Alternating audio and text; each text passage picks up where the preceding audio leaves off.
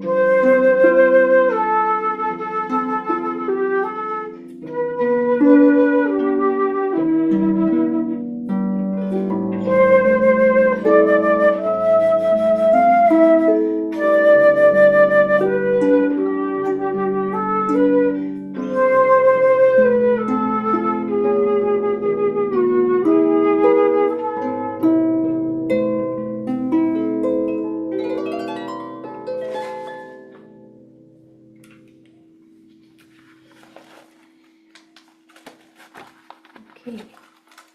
And this is Ding Dong Merriling on High, a 16th century French melody for a very cheerful Christmas carol.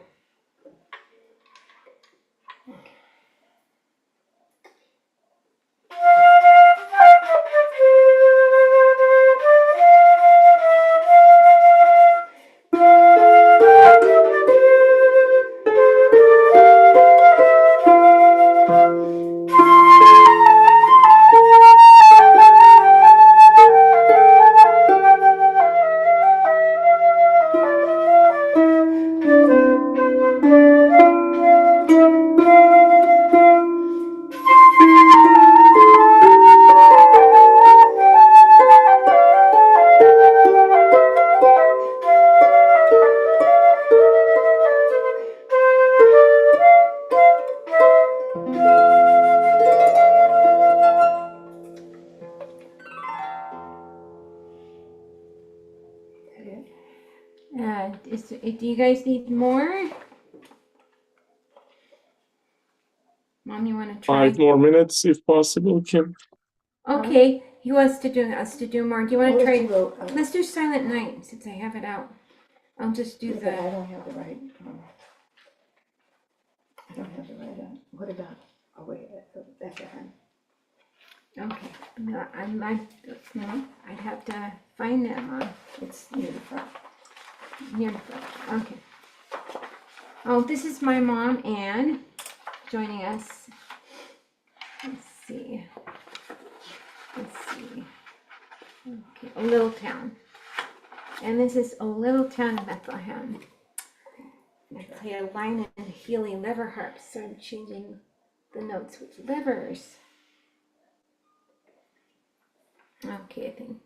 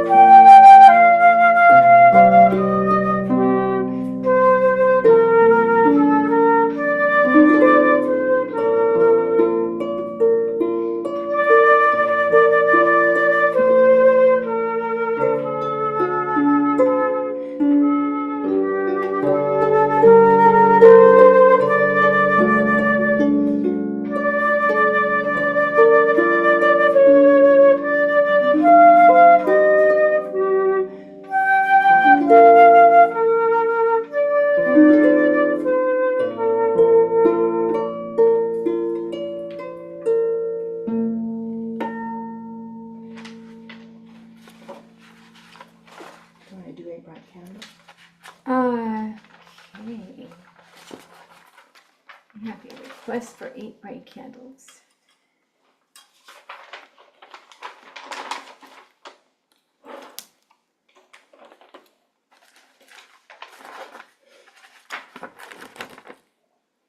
Okay, get to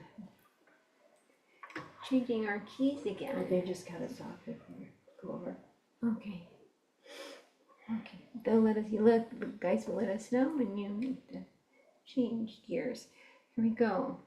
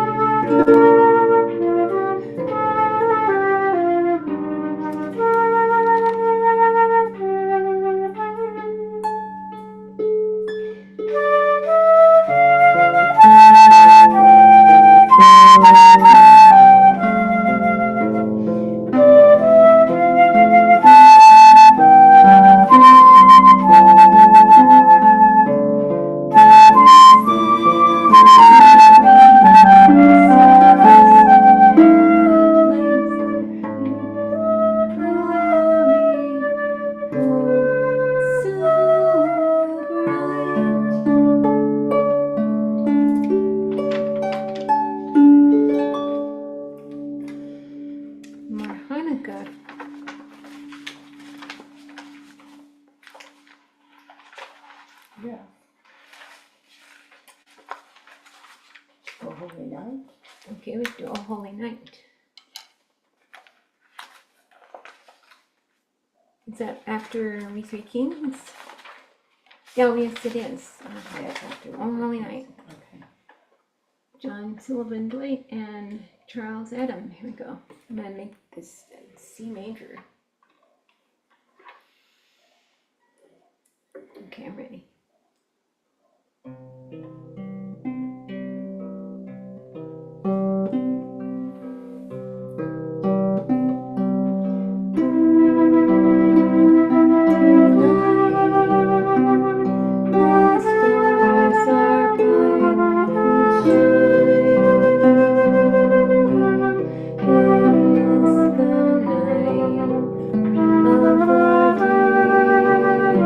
Savior's birth.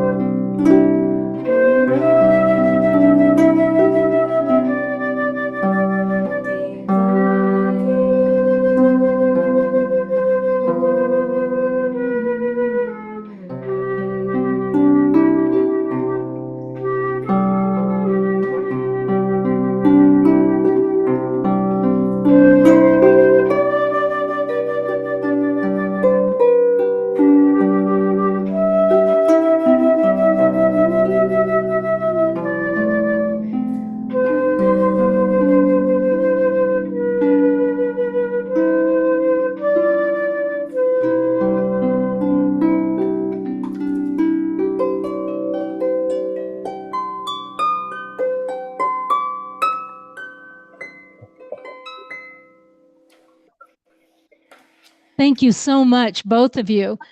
That was just a real holiday treat. We really appreciate it. Thank you so Um, much. and it was great that the sound came through really, really well in the auditorium as well. Oh, thank you so much. Thank you so much. We were a little concerned, but I hope that the original sound helped out. I think it did. Thank you so much for having Great. us. And Merry Well, Christmas, thanks again. everybody. And welcome everybody to the December meeting of Orange County Astronomers.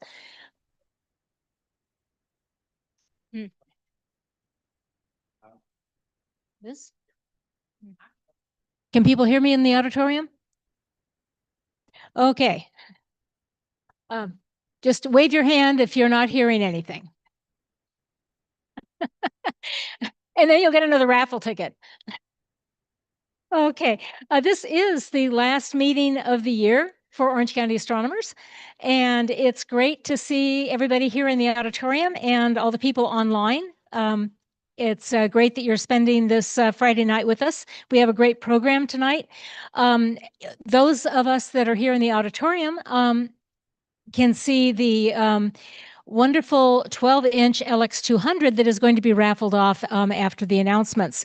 Those of you who aren't here, I'm sorry that you can't participate in the raffle this time, but maybe when you do come, there will be a raffle and you'll be able to participate in that one. We also, before I turn this over to Kyle, I just want a reminder, if you have not received an electronic ballot or notice of an electronic ballot yet, which you should have gotten a notice via email, you should contact John Hoot. He's the one that is coordinating that. And please do get your votes in. We do like to know that our members are keeping an eye on the board. It's healthy for you and healthy for us. And I guess I should introduce myself. I should have done that to start out with. I'm Barbara Toy. I am the current president, and it's a real privilege. And I hope you all have had a great 2025. I hope you're looking forward to 2026. And without more ado, I will turn it over to Kyle for the club announcements. Perfect. Feels like I just got used to writing 2025. Anyway. All right. Everyone see me? Yep, great. Welcome, new members. Your name badges will be on the whiteboard there at Chapman. If you're attending online, after a couple months, those will be automatically shipped to your home address. For those in the auditorium, we have coffee, donuts, and water available up at the library entrance, so come and enjoy those. The next ANSA Star Party will be on December 20th. The next astrophysics meeting will be December 19th at 7 p.m. at Orange Coast College. Beginners class January 2nd. And then the next board meeting will be January 18th online. You can find all this information on the calendar online. Here's the information about the club's Adopt Scope program. You can see right here how to get to the information about it if you're interested in adopting a scope. Our outreach events coordinator is Martin Christensen, and contact him if you are able and willing to help with any of these upcoming outreach events. They're always a fun time to get to show the students the night sky. So if you're willing to help with that, we'd love to have your help. Dave Fisher is the Serious Astronomer editor. If there are any items of interest that you would like to have included, such as an article, image, trip report, observation, etc., please contact Dave Fisher at newsletter@ocastronomers.org, and he'll review those items. Friendly reminder to everyone who uses the ANSA site to lock the ANSA house and ensure all the windows are closed, and to make sure the gate to the site is closed when you leave. Additionally, please keep your pad clear of weeds, and if you can help in common areas such as around the Anza House football field in the observatory, we'd very much appreciate your help in keeping the site fire safe. Barbara already mentioned about the board elections. Voting concludes at the end of the general meeting in January. And here are the candidates. And yes, I know actually all the offices are running uncontested, but we do still encourage you to vote as a vote of confidence for the board to ensure, that the club members support the board. Our next general meeting will be January 9th. And I will turn it over to, I think we're doing the raffle first, if I'm correct. So whoever's doing the raffle. Yeah, that will be back here. And before we do the raffle, I think there were some more people that just came in. Anybody need a ticket?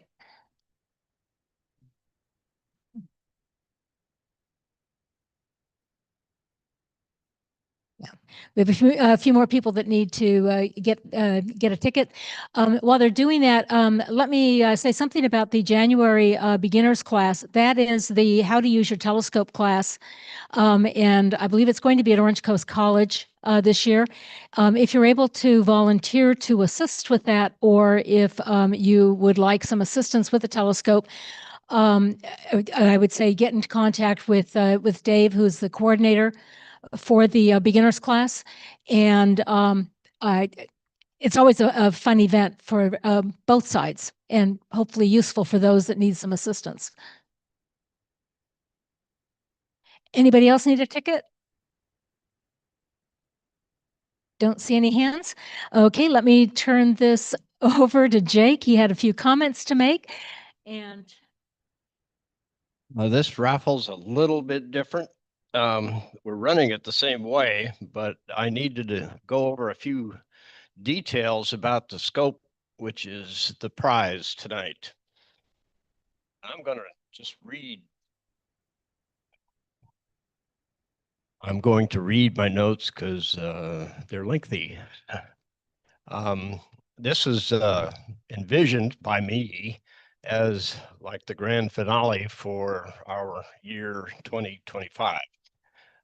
It's the biggest scope by far that we have raffled off. It's the Meade 12-inch LX200 GPS version with the large tripod. That's got 3-inch steel tubing legs to it. I think it'll get up close to 6 feet high, at least 5 feet. The scope, however, this is the first one that I have not personally tested. And the reason, I'll get to that in a minute, but it's very heavy and I couldn't get it in the right configuration.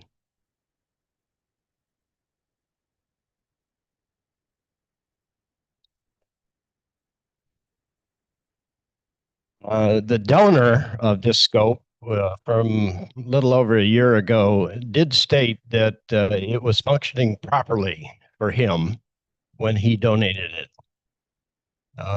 And so I'm taking his word for it at this point that it is in working condition.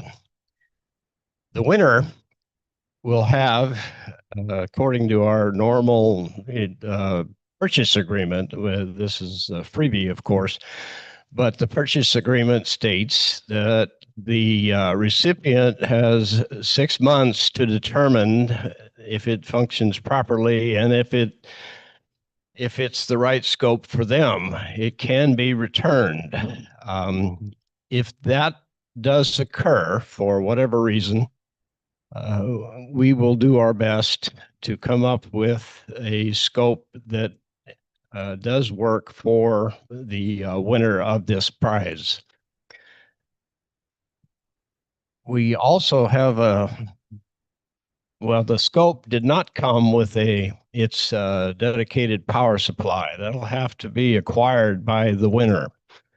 I believe it's a 12-volt DC output or input to the scope.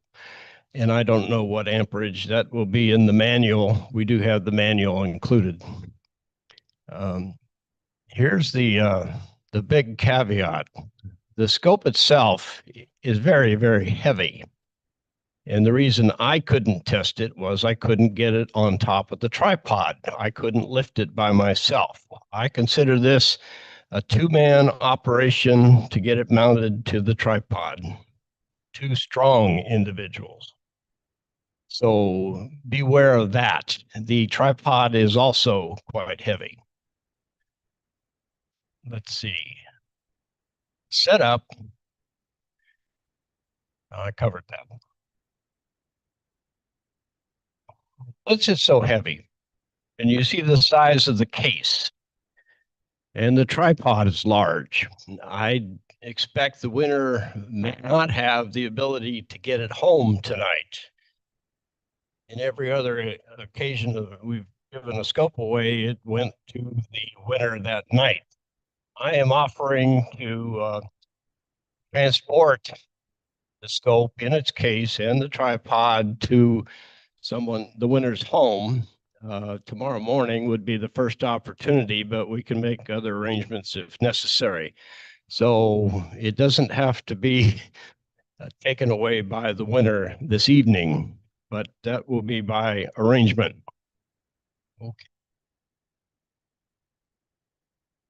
And with that, we can go ahead and select a ticket.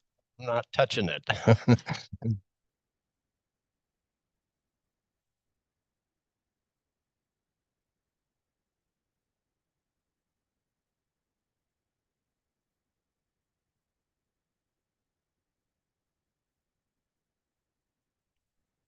You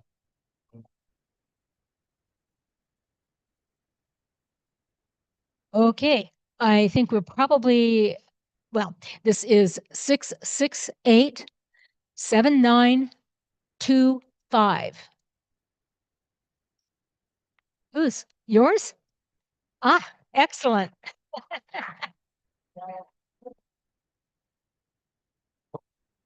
We have a winner.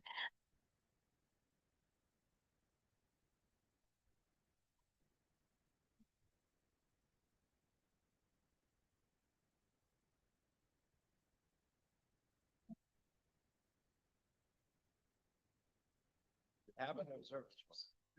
You have a pedestal. You have it. So there already, but we take the kids out to the Joshua Tree a lot, and I have a place I can store it there too.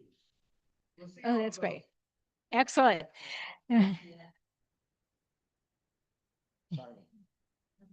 Uh-huh. Okay, great. Well, congratulations. We appreciate it. And just to bring the folks that are not here physically up to date, if this went to a member who is going to donate it to his college and probably use it for outreach at Joshua Tree. And he has a place that he can store it out there. So that sounds like a really good use for this particular telescope. And we're very happy that that he was the winner. And I'm sorry for all of those that you didn't win, but maybe next meeting. Okay. With that, I think we are ready for our what's up. Mike?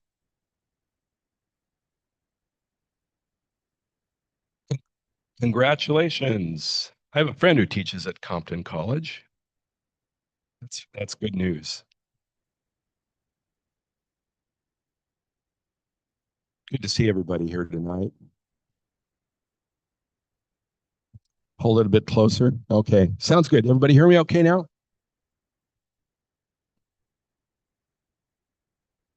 Hey, great. Hey, we're online. And everybody, it's great to be back. I love sharing my passion for observing with you all. And I hope to be back lots more in 2026 doing these things if Reza and others will have me.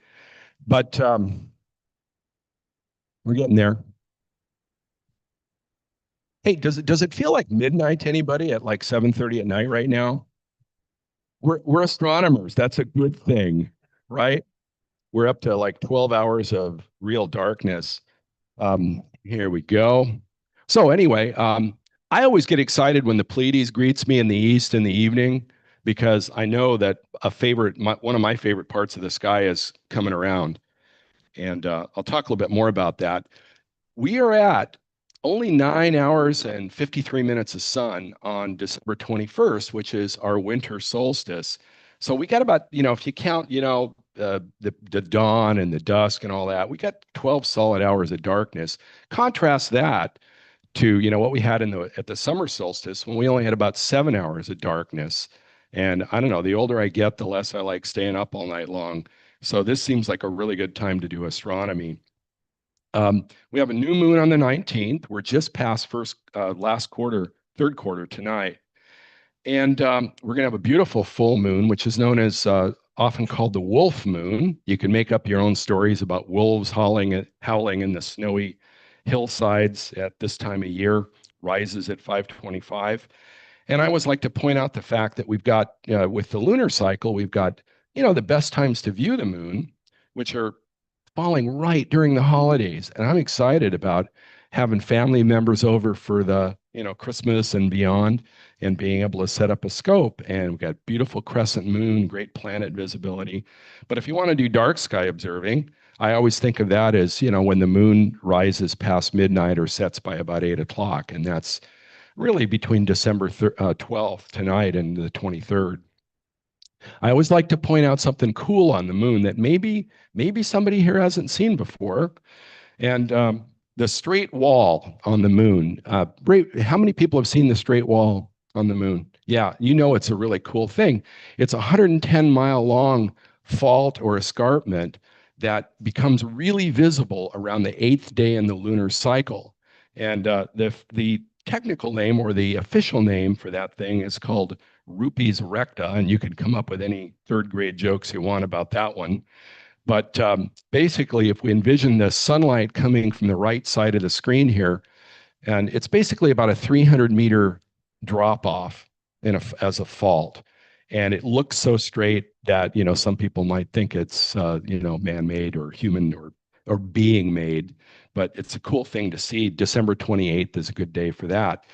We have a holiday treat because not only do we have a perfect moon for showing your friends, neighbors, and others and family the beauty of the moon, we've also got Jupiter and Saturn in the sky at the same time. Saturn beautifully placed at sunset, as soon as things get dark and steady down. Jupiter rises at a reasonable time now, and just a wonderful time to share astronomy with your friends and family. Got some nice planetary conjunctions. December 26th at the sky at 6 p.m. Or anytime that evening, but well placed at early in the evening, the moon and a first quarter-ish moon up by the circlet of Pisces, beautiful. On January 3rd, just past the new year, we've got Jupiter and the full moon together with Castor and Pollux and the Gemini twins. Just a beautiful, beautiful setting. And then one of the things I love about this time of year is as the Pleiades starts to become high overhead and Canis Major and Sirius pops above that eastern horizon, you can draw a line from Sirius through Orion up through Taurus and Aldebaran all the way up to Pleiades. And that part of the sky is the one I really look forward to the most. Love the summer Milky Way. This is just a gorgeous part of the sky and an easy way to teach people how to find things too. Before we move into a couple other things, I wanted to have a little fun with the Pleiades. This is a shot, not very heavily exposed picture I took of the Pleiades with an 80-millimeter scope. And a lot of people come up when you're out doing an outreach event, they say, well, is that the Little Dipper? Because if you connect the brightest stars you can see naked eye, it's pretty easy to imagine a dipper. But I'll tell you a quick story. 20 years ago, I gave a 70-millimeter starter telescope to a 9-year-old niece. And we're looking for things around Christmas to look at. And we pointed it at the Pleiades. And she looks through the eyepiece and she says, the duck cluster.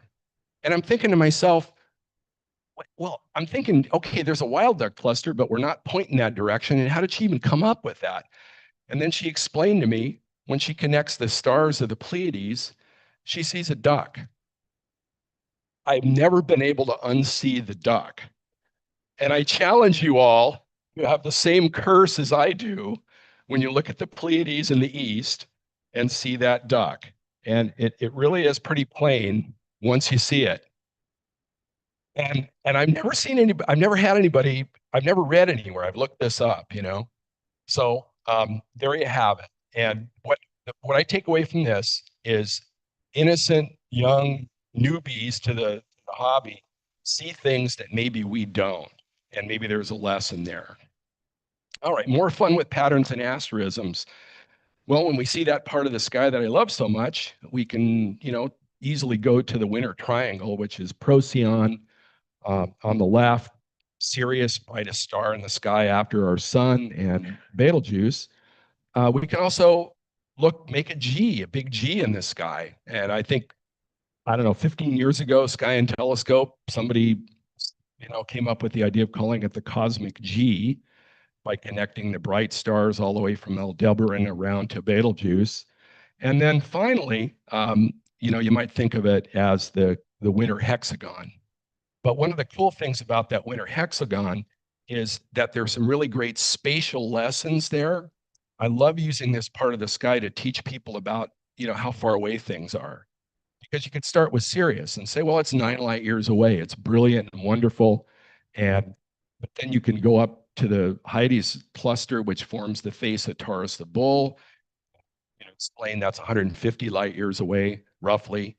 And the Pleiades is about 450. And then you can end at the Orion Nebula and say, well, that's about 1400. And we all know the Orion Nebula is an awesome star birth region. But the cool thing about it is, you know, you can say, well, hey, the Pleiades is like one of the clusters that's forming out of something like the Orion Nebula. And it's 3 times further away than the Taurus cluster, which is basically the same kind of thing. And it really helps put things into spatial perspective. So some picks for the month. I wanted to focus on Auriga for a minute, a lesser known part of Orion, and then a really cool constellation, Lepus the Hare. First of all, if you go to Auriga and point a pair of binoculars in that constellation, it's an absolute treasure of star groupings. You don't need anything other than binoculars to be thrilled by it, and the pretty bright stars. There's a trio of really nice open clusters. There's M36, M38, and M37, which is my personal favorite. They're all, you know, you can see 4,100, 4,200, 4,500-ish light years away. The angular size on these things is big. You know, M37 is almost the diameter of the full moon at 4,500 light years away. These clusters are huge, and they're great targets for even suburban skies. I took all these pictures with the Celestron Origin I had on loan with about 2-minute exposures, and they're bright. They're between 6th and 7th magnitude, so they work well for just about any viewing session. Now, NGC 2169 up in the club or the arm of Orion is a really cool cluster, and it's often called the 37 cluster. Now, depending on your optics and how it inverts the image or flips the image left to right, you might see it backwards, but it's a stunning thing that really does look like the number 37. It's a couple of different Coriander clusters, about 3,600 light years away. Really cool thing to see up there in the arm of Orion. And then another one, if you've been to my What's Up presentations before, you know I love carbon stars, and our Leporis is what's also known as Heinz Crimson Star. And about 1,500 light years away, it's a variable with about a 425-day period. Varies a lot from magnitude 5.5 to 11-ish. And I want to say that if some of you have never checked out the American Association of Variable Star Observers, you might want to check that out as because it's really fun to study variables. Crimson Star is right around magnitude 8 point something right now, so not naked eye, but easy to see with a telescope. And it really is. The picture doesn't really do it justice. It's very beautiful. Let's not forget the Geminid meteor shower. Peaks tomorrow night. I have a lot of doubts about seeing it from Seal Beach tomorrow night. It was so dewy and wet last night, it looked like rain. But one of the cool things about the Geminids is the radius is up early in the evening. I've been in the desert and seen over 100 an hour at 9:30 at night. And that's just not, maybe that's not the norm, but it's not unusual. And the moon rises after midnight, so it's a good time to see it. It's called, the Geminids is caused by asteroid 3200 Phaethon, and it's a very short period sort of planetary orbit.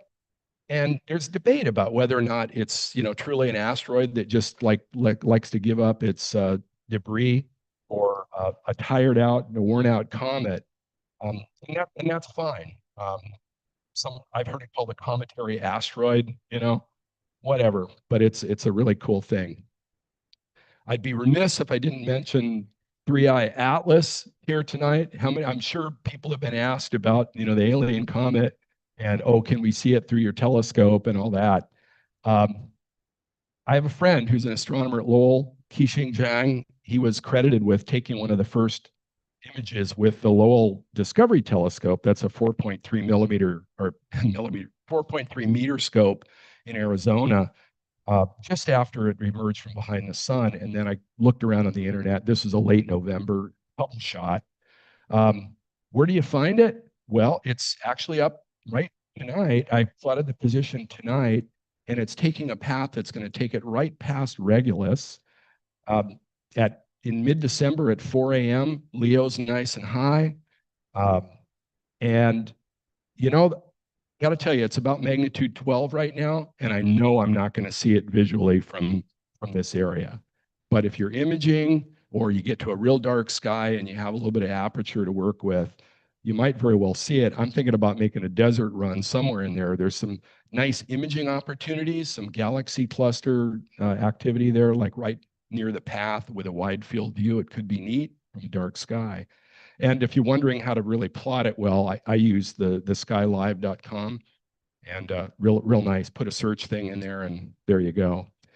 If you are tired of looking for things that are hard to find and faint, there's always the Orion Nebula, and great clusters like the double cluster in Perseus. The encouragement is get out and look. Here's a few dates to remember. Geminid meteor shower this weekend. Couple of nice conjunctions on the 26th and 3rd. And if you want to find the lunar straight wall for the first time, I would look on December 28th and maybe even show your friends and family. And with that, I will say thank you very much for your attention and being here.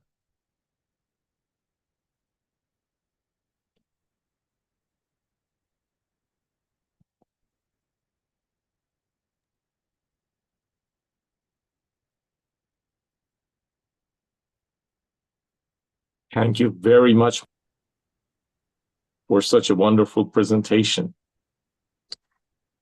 Our speaker tonight is joining us live from Edinburgh, where it is 3 a.m. right now.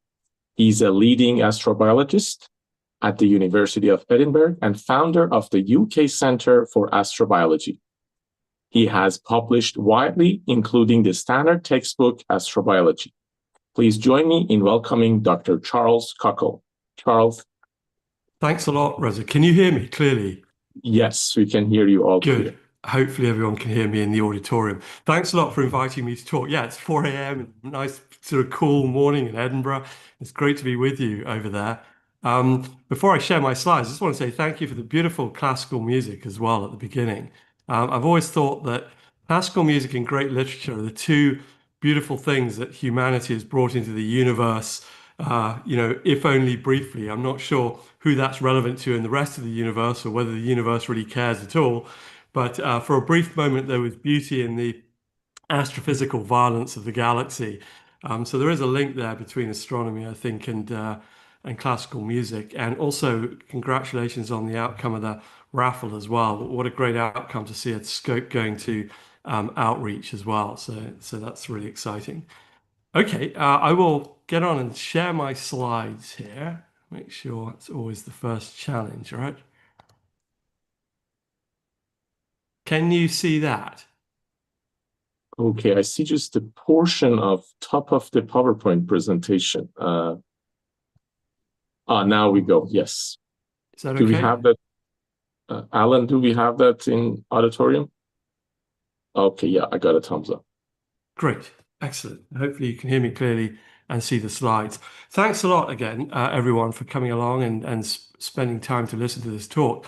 I want to talk to you about something that I work on a lot, which is the exploration of space, looking for life elsewhere in the universe using microbes. I'm a microbiologist, and you might think, what has microbes got to do with astronomy, space exploration, and the rest of it? And I'll explain in a moment the link between microbes and space exploration. First of all, a very general comment. I don't think I really need to explain to everyone sitting in this room that there is a growing interest and capability in the human and robotic exploration of space, both in the private sector and an increasing number of states in space. But I think the private sector expansion is the most exciting and impressive development. And if you're like me of my age, you'll realize that every 10 years we're always being told, oh yeah, we'll have humans on Mars in 10 years time. And then when you get into your 50s, you just start to get a little bit cynical about space exploration. But I think it genuinely is changing now. And I think that with the expansion of private space exploration, we can really see possibilities for progress, reducing launch costs, possibility of getting to these other places. And if we are going to establish a permanent human presence beyond Earth, not merely plant flags, but actually expand civilization beyond Earth, we have to find ways of successfully settling other planets, finding interesting science questions that will propel us to go to these other places and do exploration. And what I want to do today is just to talk to you about that part of that enterprise that's of interest to me, which is the way in which we can use microorganisms. Microorganisms are bacteria and archaea single-cell creatures. On the top right-hand side of my slide here, this is an evolutionary tree showing you some examples of groups of organisms on Earth. And all I want you to understand is this little orange box here is animals. That's you, me, and all the other animals on Earth. And as you can see, on a genetic tree, the rest of this is single-celled organisms, microorganisms, apart from plants. But the rest of this is single-celled organisms. So today, we live on a planet that's dominated by microbes. And in fact, on a genetic tree like this, the difference between you and a fish is so small, it doesn't even resolve itself in this little orange box. It's just animals.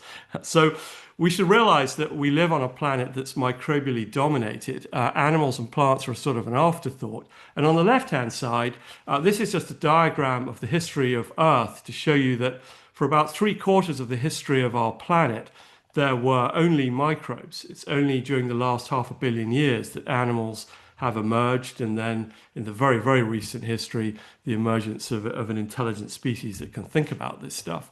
But for most of the history of our planet, it was just microbes. And what people don't understand is that we still live on a microbially dominated planet. Animals are still a veneer on this this microbial world. Needless to say, we also use microbes to do useful things, which is going to be relevant to what I'm going to say in a moment. We use them to make bread, beer, drugs, and all sorts of other things, pharmaceutical productions. And the reason why we do this is because microbes have been around for around sort of 3.5, 4 billion years. They have evolved to carry out a tremendous number of chemical transformations. You can think of them as tiny little factories, about a micron in size, that do a whole range of different things. So if you want to do something useful around you or produce some tasty food, as the case may be, rather than trying to think about chemical processes from scratch, you can go out into the natural environment and you can find these tiny factories that have been doing these things for 3.5, 4 billion years and mobilize them for the use of human civilization. And you can already perhaps begin to see where I'm going when we think about moving out beyond Earth. So this is a very brief summary of microbes for those of you who may not be familiar with these things. They are pervasive, they're extremely powerful, they do a remarkable number of things, and they are very useful to our civilization. So if we're going to go out into space, what's the link between these little microbes and space exploration? Well, I think you can split it up into two things, and I'm going to give you some examples of both of these in my talk. First of all, if we're going to look for life elsewhere, address this big question, are we alone in the universe? What we want to do is to look primarily for microbes. I mean, there are no intelligent civilizations as far as we know other than ours elsewhere in the universe, elsewhere in the solar system. They may be elsewhere in the universe, but certainly we don't find anything elsewhere in the solar system. But there may be microbes elsewhere in the solar system. There may have been life on Mars. There may be life on Mars in the present day. There may even be life on icy moons in the outer solar system. So the search for life in our own solar system, we believe at the moment, is primarily a search for microbes. And if we're going to go and look for microbes on Mars or the icy moons, we need to learn where to look for them. Where are the best places to look for microbes?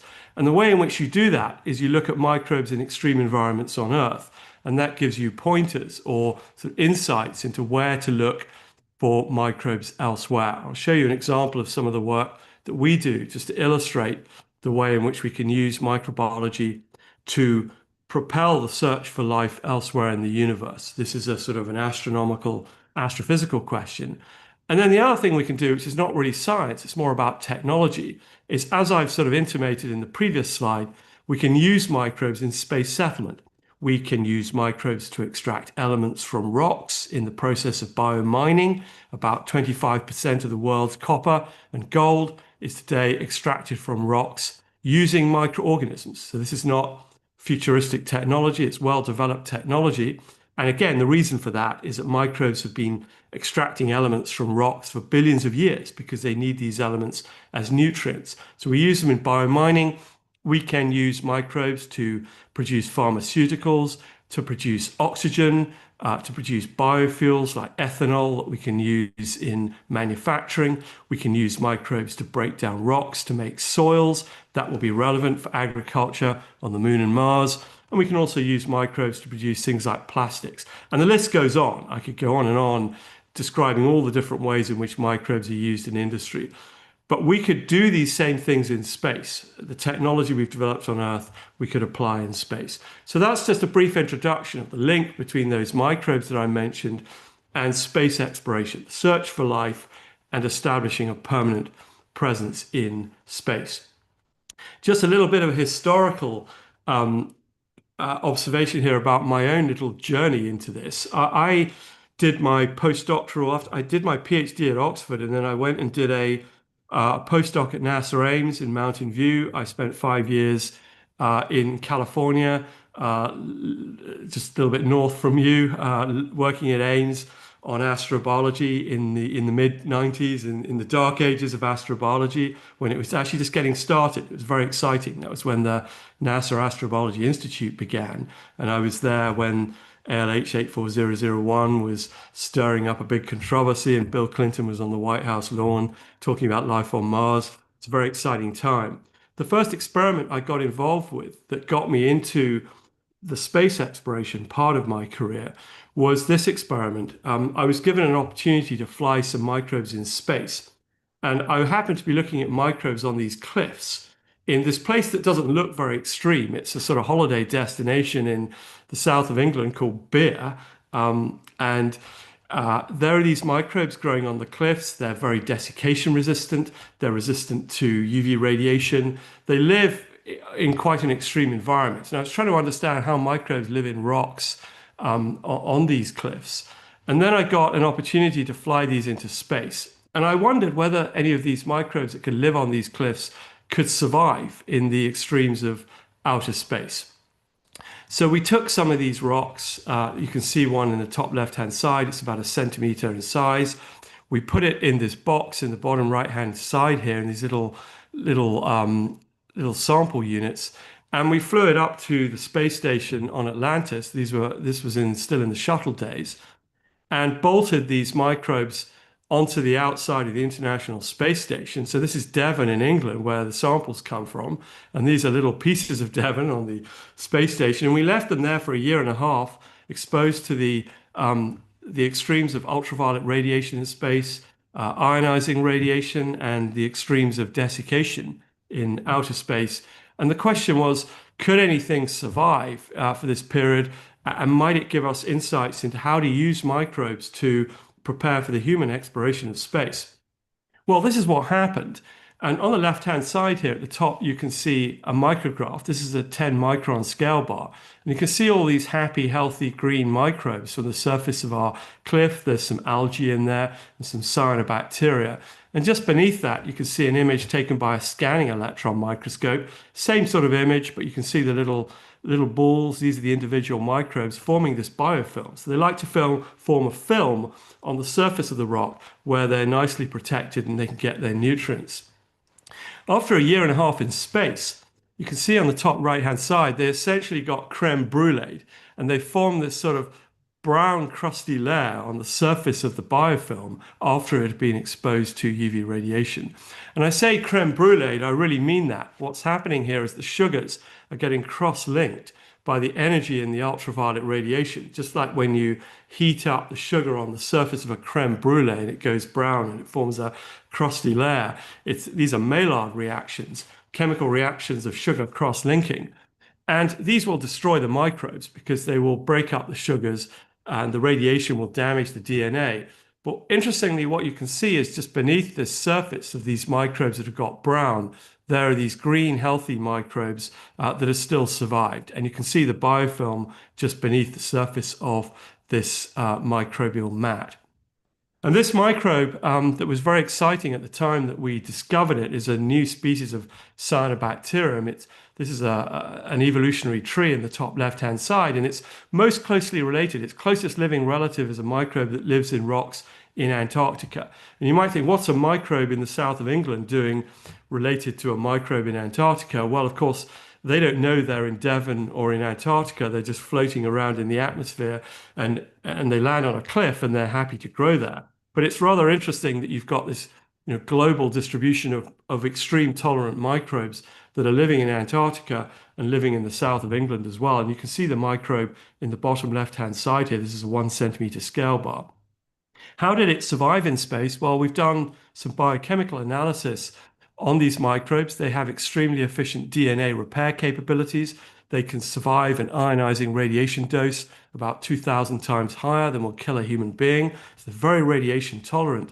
And they form these colonies that you can see in the bottom right-hand side here, where the microbes outside the colony die under the ultraviolet radiation and sort of become a sacrificial layer and protect the microbes on the inside of the colony. So that was what was going on with that creme brulee layer. So they, by forming a sort of irradiated layer on the outside, they protect the microbes on the inside.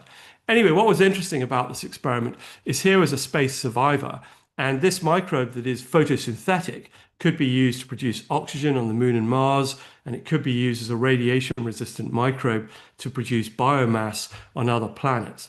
And once I did this experiment, I got interested in, could I do more useful things with these microbes other than just showing that they can survive in space, which is all great fun, but what we want to do is actually do something useful. So I launched a series of experiments in collaboration with the European Space Agency and colleagues at NASA, one of which was called BioRock and one of which was called BioAsteroid. And these were experiments to demonstrate biological mining in space. I mentioned to you earlier that 25% of the world's copper is today extracted from rocks using microbes. And the reason that that's possible is that microbes produce acids and other sorts of compounds that dissolve rocks from which they extract copper that they use in their enzymes. So microbes for 3.5 billion years have been figuring out how to eat rocks. And we can use those microbes to eat rocks and release economically useful elements. The question is, can we do this in space? And could it be used to extract useful minerals and elements to sustain a permanent human presence beyond Earth, so we're not constantly relying on having to bring things from Earth to the moon or Mars to sustain a civilization. So the experiment we did was to see whether we could extract rare earth elements from basalt. Basalt is not a high quality ore, it's just a common rock, it's a volcanic rock. Most of Mars is basalt. Here's just a nice image from the Curiosity rover. What you're looking at is a landscape of basalt, and on the right hand side in the Mare regions of the moon, you are surrounded by basalt. There's a lot of basalt in space. Now there may be higher grade ores, I'll come back to that in a moment. But in general, we have a lot of basalt, and the question is, can we get anything useful out of that? We focus on rare earth elements because they're very important in high technology. Their electronic properties make them useful in magnetism, in fluorescence. So you find them in your mobile phones, in computers, in all sorts of applications like lasers and X-ray machines and other things. You don't see them. Most people are not aware that they're around them, but your high-tech civilization is surrounded by rare earth elements. Now, I want to point out, this is often a confusion. What we're not talking about here is mining rare earths on the moon and Mars to bring them back to Earth.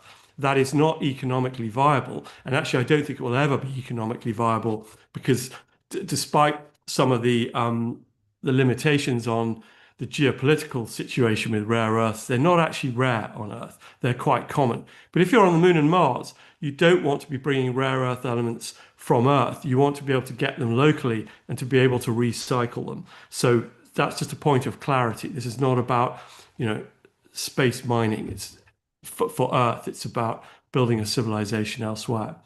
So we spent a few years building a tiny biomining reactor. This was actually the world's first miniature biomining reactor. You've got your little slice of basalt in there.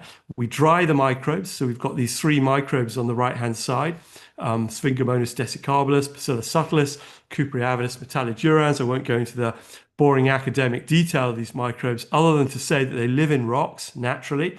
In fact, Sphingomonas desiccabilis came from the soil crust of the Colorado Plateau. So this is originally sourced from the US. And these microbes, they live in rocks, they extract elements, and they're desiccation tolerant. So they're good for the sorts of experiments we want to do. We dry our microbes on the basalt slide. We launch this into space. We then start the experiment. And when the experiment starts, fluid is injected into these containers. It starts the microbes growing. The experiment proceeds for 2 weeks. And then at the end of the experiment, we inject a fixative, which kills the microbes, stops the experiment. And then we can bring these containers back down to Earth and we can ask what happened. So these are our little biomining reactors. There's just a cross section in the bottom left about how the medium is injected and starts the experiment. In the bottom right-hand side is Luca Parmitano on board the International Space Station, who is assigned to look after our experiment and make sure it all operated according to plan. Just some holiday snaps. It's very exciting doing microbiology in space. This is an experiment that took 10 years to plan and implement. We flew to space station on SpaceX commercial resupply mission 18 and went out to Kennedy to see our microbes being launched. And, this is the human aspect of science, sitting in front of your laptop, watching in real time the Dragon capsule approaching the space station, knowing that your little microbes are on board, about to start their experiment to do biological mining. So here we are in the International Space Station processing facility. This is a set of labs at Kennedy where you can basically prepare your experiments before they get taken out and put in whatever capsule they're going to be launched into. So this is a very well organized laboratory space that allows you to do your experiment. So we prepared our experiment. This is Rosa Santomartino and Annemiek Vargen from my lab. We prepared the experiment in Edinburgh, flew it out to Kennedy, and then assembled it in Kennedy and flew it up to a space station. So what did we find? Well, in the interest of time, I'm not going to go into great detail. I just want to get to the punchline. We managed to demonstrate for the first time biological mining of rare earth elements in space. And we were also able to show that we could do this in Martian gravity and microgravity. So simulating asteroid, but also gravity on the surface of Mars. And if I just go back a slide, this machine that Luca Parmitano has here, you can see there's a little centrifuge inside this incubator, and we can spin that on ISS and we can simulate 3/8 gravity as if we're on Mars. On the left-hand side, you can see on the x-axis rare earth elements, on the y-axis the mean leaching compared to a non-biological control. So in our experiment, we've got the microbes eating the rock, but we've also got rocks without microbes so that we know what the leaching rate is without the microbes. And what you're looking at here is the percentage increase in the leaching of these rare earth elements caused by the microbes compared to not having microbes. And the punchline is the microbes were able to accelerate leaching up to about 400% in some of these rare earths compared to the non-biological control. And although there are differences between the gravity, taking into account the variation, which I haven't shown in the error bars here, but there was no statistically significant difference in the leaching on Mars, in Mars gravity compared to Earth gravity and microgravity. In other words, what we were able to demonstrate is that we can do biological mining in extraterrestrial environments and extract rare earth elements from Martian rocks. Now, the question is, where would you actually go and do this in reality on the Moon and Mars?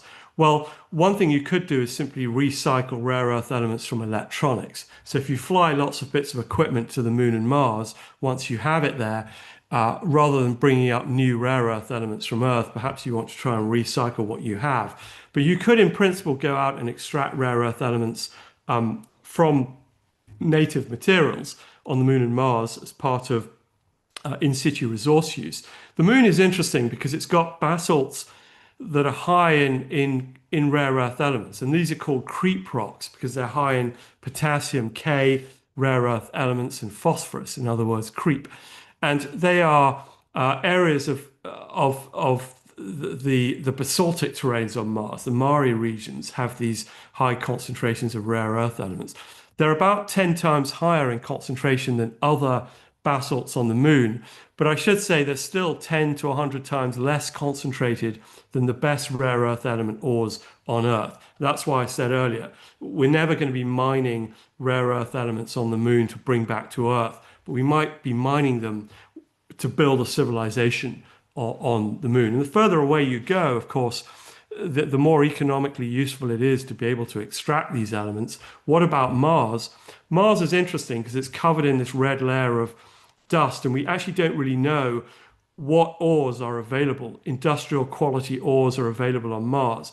But we do know that this is a place that had giant impact craters, lots of volcanism and hydrothermal systems. Hydrothermal systems tend to dissolve elements and concentrate them in high temperature fluids that then get deposited. Some of the most concentrated metals like nickel and copper and gold are associated with volcanic and impact hydrothermal systems on Earth. So in principle, there should be ores on Mars. And if you were to drill into the Martian subsurface and get beneath that red dust, you should find ores. And it may be that there are rare earth element ores on Mars that we might be able to eventually industrially use to sustain a civilization there. I think it's one of the interesting geological questions, unsolved geological questions, is what ores actually are available on Mars. So it's all a bit open-ended at the moment. Where would we get rare earth elements from? Not quite sure, but we have ideas about where they might come from.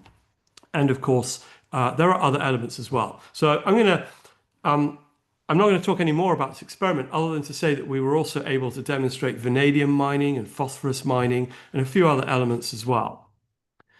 We did a follow-up experiment, which was interesting, called Bioasteroid, and we simply swapped out the basaltic material for L-chondrite and flew it again to space station. This was in 2000. We're just about to publish these data. And in this experiment, we were able to show that microbes could extract platinum group elements from asteroidal material and accelerate, using microbes, the dissolution of the rocks and the release of platinum group elements. And this was using fungi and bacteria.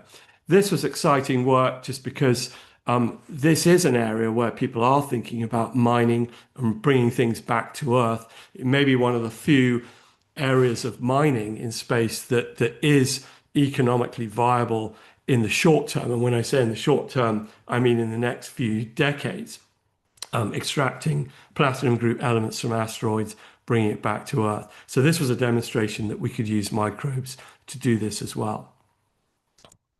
What is the long-term prospects for asteroid and elemental extraction? Here is a paper I published 2 or 3 years ago, where I proposed that we should build these things which I call munchers. This is a bit of a joke because you know how space agencies love their acronyms. So this is a muncher, microbial utilization of carbonaceous asteroids for high value products. So I was having a laugh at the expense of ESA and NASA. But anyway, the idea of a muncher is it's about the size of a dog, and it walks along the surface of asteroids, and it has this proboscis, and it eats the rock, it crunches it up, it feeds them into the sorts of bioreactors that I've just been talking to you about that might extract, rare earth elements or extract organic material from carbonaceous asteroids and make plastics, or it could be pharmaceuticals. And then it excretes these high value products that can be collected by robots or humans. So the vision I proposed here is that you could have these things, you could build tens of thousands of these, or even have them self-replicating. You could distribute them out into the Oort cloud and the Kuiper belt, and they would munch their way through the solar system using microbes to produce industrial products. So while we sit on the Earth or on the Moon and Mars going about our lives, hundreds of thousands of these munchers are transforming these raw materials in the solar system into useful products to expand human civilization throughout the solar system, and maybe provide the products in the Oort cloud and Kuiper belt that we could just go and collect and then propel ourselves to nearby stars. So this is just a long-term vision of how we could use microbiology to essentially eat and transform the solar system at the largest scale in preparation for building a spacefaring civilization. So that's giving you some idea about how we can use microbes to prepare for human exploration of space. And I've just focused on biomining, but just to emphasize, there's a huge number of other applications that other people are working on. I'm not the only person doing space microbiology. In fact, my recent postdoc fellow, Rosa Santamartino, she's just moved to Cornell, and she's working on recycling of plastics in space. So there's all sorts of exciting dimensions. But in the interest of time, I just want to spend the rest of my talk giving you an example of some work we've done looking at how we can use microbiology to prepare for this other part of space exploration, which is the search for life beyond Earth. Are we alone in the universe? This is not so much technology and space settlement, more about our understanding of our place in the universe. Now, one of the most remarkable things about our current situation, and I think it's remarkable because I'm a biologist, I'm trained as a biologist, even though I do astrobiology, is that at the moment, we only know of one object in the entire observable universe that has biology. And I like to point out, much to the chagrin of my fellow biological scientists, is allied sciences, whatever physiology, immunology, neurobiology, every branch of biology is a one-planet sun. Imagine if someone came into your school and said, well, we've discovered the laws of gravitation and electromagnetism. We think they apply in the rest of the solar system, possibly in the rest of the universe. We're not really sure yet, but we definitely know they work on Earth. That would just be incredible. But that's where we are with biology. We have no idea whether the construction of biology has any universal applicability. We only know of one planetary body in the entire observable universe. This is the beautiful image taken by Voyager, the famous pale blue dot image. This, of course, as you all know, is not an image, artist's impression, but just to emphasize the fact that here in this little point in this one galaxy out of 150, 200 million galaxies, however many there are in the known universe, that's where biology is. Astrobiology seeks to determine if biology is indeed a one-planet science, which would be remarkable, or if in fact there are other instances of biology elsewhere in the universe. And it's still a very profound fact that we just don't know this. So that's what we're trying to do with astrobiology. So how do we do this? Well, one of the ways in which we can do that is to go and look for life in extreme environments on Earth, and to use that to try and understand the possibility of life elsewhere. So again, a little bit of history here. My start in looking at life in very interesting extreme environments was again at NASA Ames, when I was working with Pascal Lee there, and we went and did some work in the Horton Impact Crater, which is an asteroid crater up on Devon Island in the Canadian High Arctic. It was formed about 31 million years ago. This is an artist's impression on the right-hand side of what it might have looked like. A very bad day for rabbits up there. By the way, we know there were rabbits because there's a layer of rabbit bones in the lake that was formed in the impact crater. And that's actually how we know that it looked like what's shown in this slide. It was pine forests up there then. Woolly rhinoceros and giant rabbits roamed the Arctic. So this is sort of what it might have looked like. Anyway, today it's polar desert and there's not much vegetation at all. And it's covered in these rocks that were melted during the asteroid impact 31 million years ago. I'm interested in this because of the lack of vegetation means it's a good place to go and look for microbiology. I should say it's not quite like Mars. There are polar bears and there are Arctic fox. It's actually a very beautiful landscape with this stunning polar wildlife that ekes out a living. That's what you see when you go up there. What I'm interested in is the microbes. Now, I should say, this is me looking a bit younger, this is now 23 years ago, we also did a lot of work preparing for the human exploration of space with the Mars Society. So while I was collecting my rocks, we dressed up as astronauts and we went through protocols of how do you collect rocks on Mars in an efficient way. I thought I'd put this up there just to show you that the search for life elsewhere and human exploration of space are not disconnected. We often do the same thing at the same time. As we look for life elsewhere, we learn about how we would do this if we went to other planets. So this is us sort of heading off on a field trip to look for rocks. What did we find? Well, what we found was these rocks that have been hit by this asteroid 31 million years ago. And if you look in the top right-hand side, you'll see this piece of rock called a gneiss, and it's got this little green layer at the top of these microbes, these cyanobacteria, eking out a living in the polar desert. And you can see this little green line. Why are they forming this little green line? Well, if they grow too deep into the rock, they can't get enough light for photosynthesis. So they have to be near the surface of the rock to get light for photosynthesis. And if they grow on the surface of the rock, they get the howling polar winds that desiccate them and scrape them off the rock. So the best place to live, if you're a little microbe that wants to photosynthesize in the Arctic, is just beneath the surface in this little layer of microbes. And these are called crypto-endoliths. Crypto because you can't see them, endolith because they live inside rocks. So why is this of any interest and what's it got to do with asteroid impacts?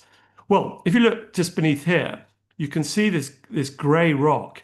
This is the rock outside the crater before it was hit by an asteroid impact. And you can see it's very dense. It's very difficult for the microbes to get in there.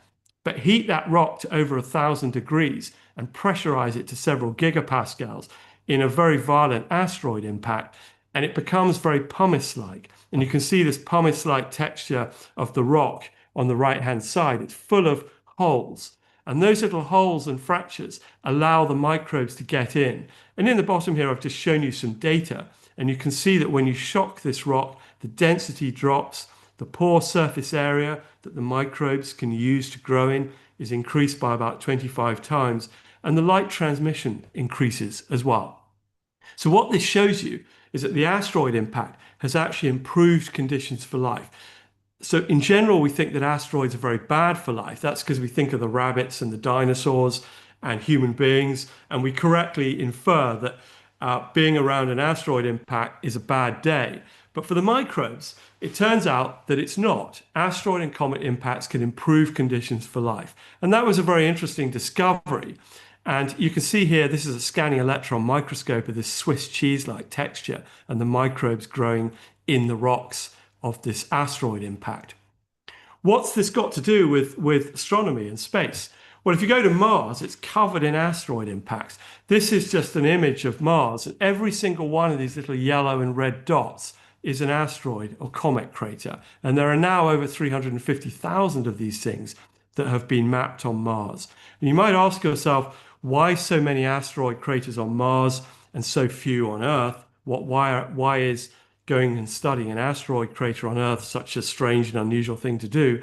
Well, of course, the reason is that on Mars, there has not been plate tectonics and there hasn't been a vigorous weathering cycle to erode asteroid and comet craters. So it's not that there's been a higher flux of asteroid and comets onto Mars. It's just that most of the ones on Earth have been eroded away, subducted in plate tectonics and destroyed. But there are many on Mars. And in fact, the geological conditions on Mars and the conditions for habitability on Mars have essentially been shaped by asteroid and comet impact craters. So if you want to understand the possibility of life on Mars, or where you might go and look for life, what you might want to do is understand where life grows in impact craters. And as I've just shown you, asteroid and comet impacts can improve conditions for life. So although this looks like a very catastrophic environment where all these asteroid and comet impacts have pummeled the surface of Mars, what we can now understand is that they may have actually improved the conditions for life by fracturing rocks and improving the availability of fluids and nutrients inside the rocks for life to be able to take advantage of these conditions. So that was some work I did, as I say, a long time ago when I was at NASA. In more recent years, a few years ago, I was leading the geomicrobiology effort in this international project to drill the Chicxulub impact crater just off the Yucatan Peninsula, which is buried beneath the seabed.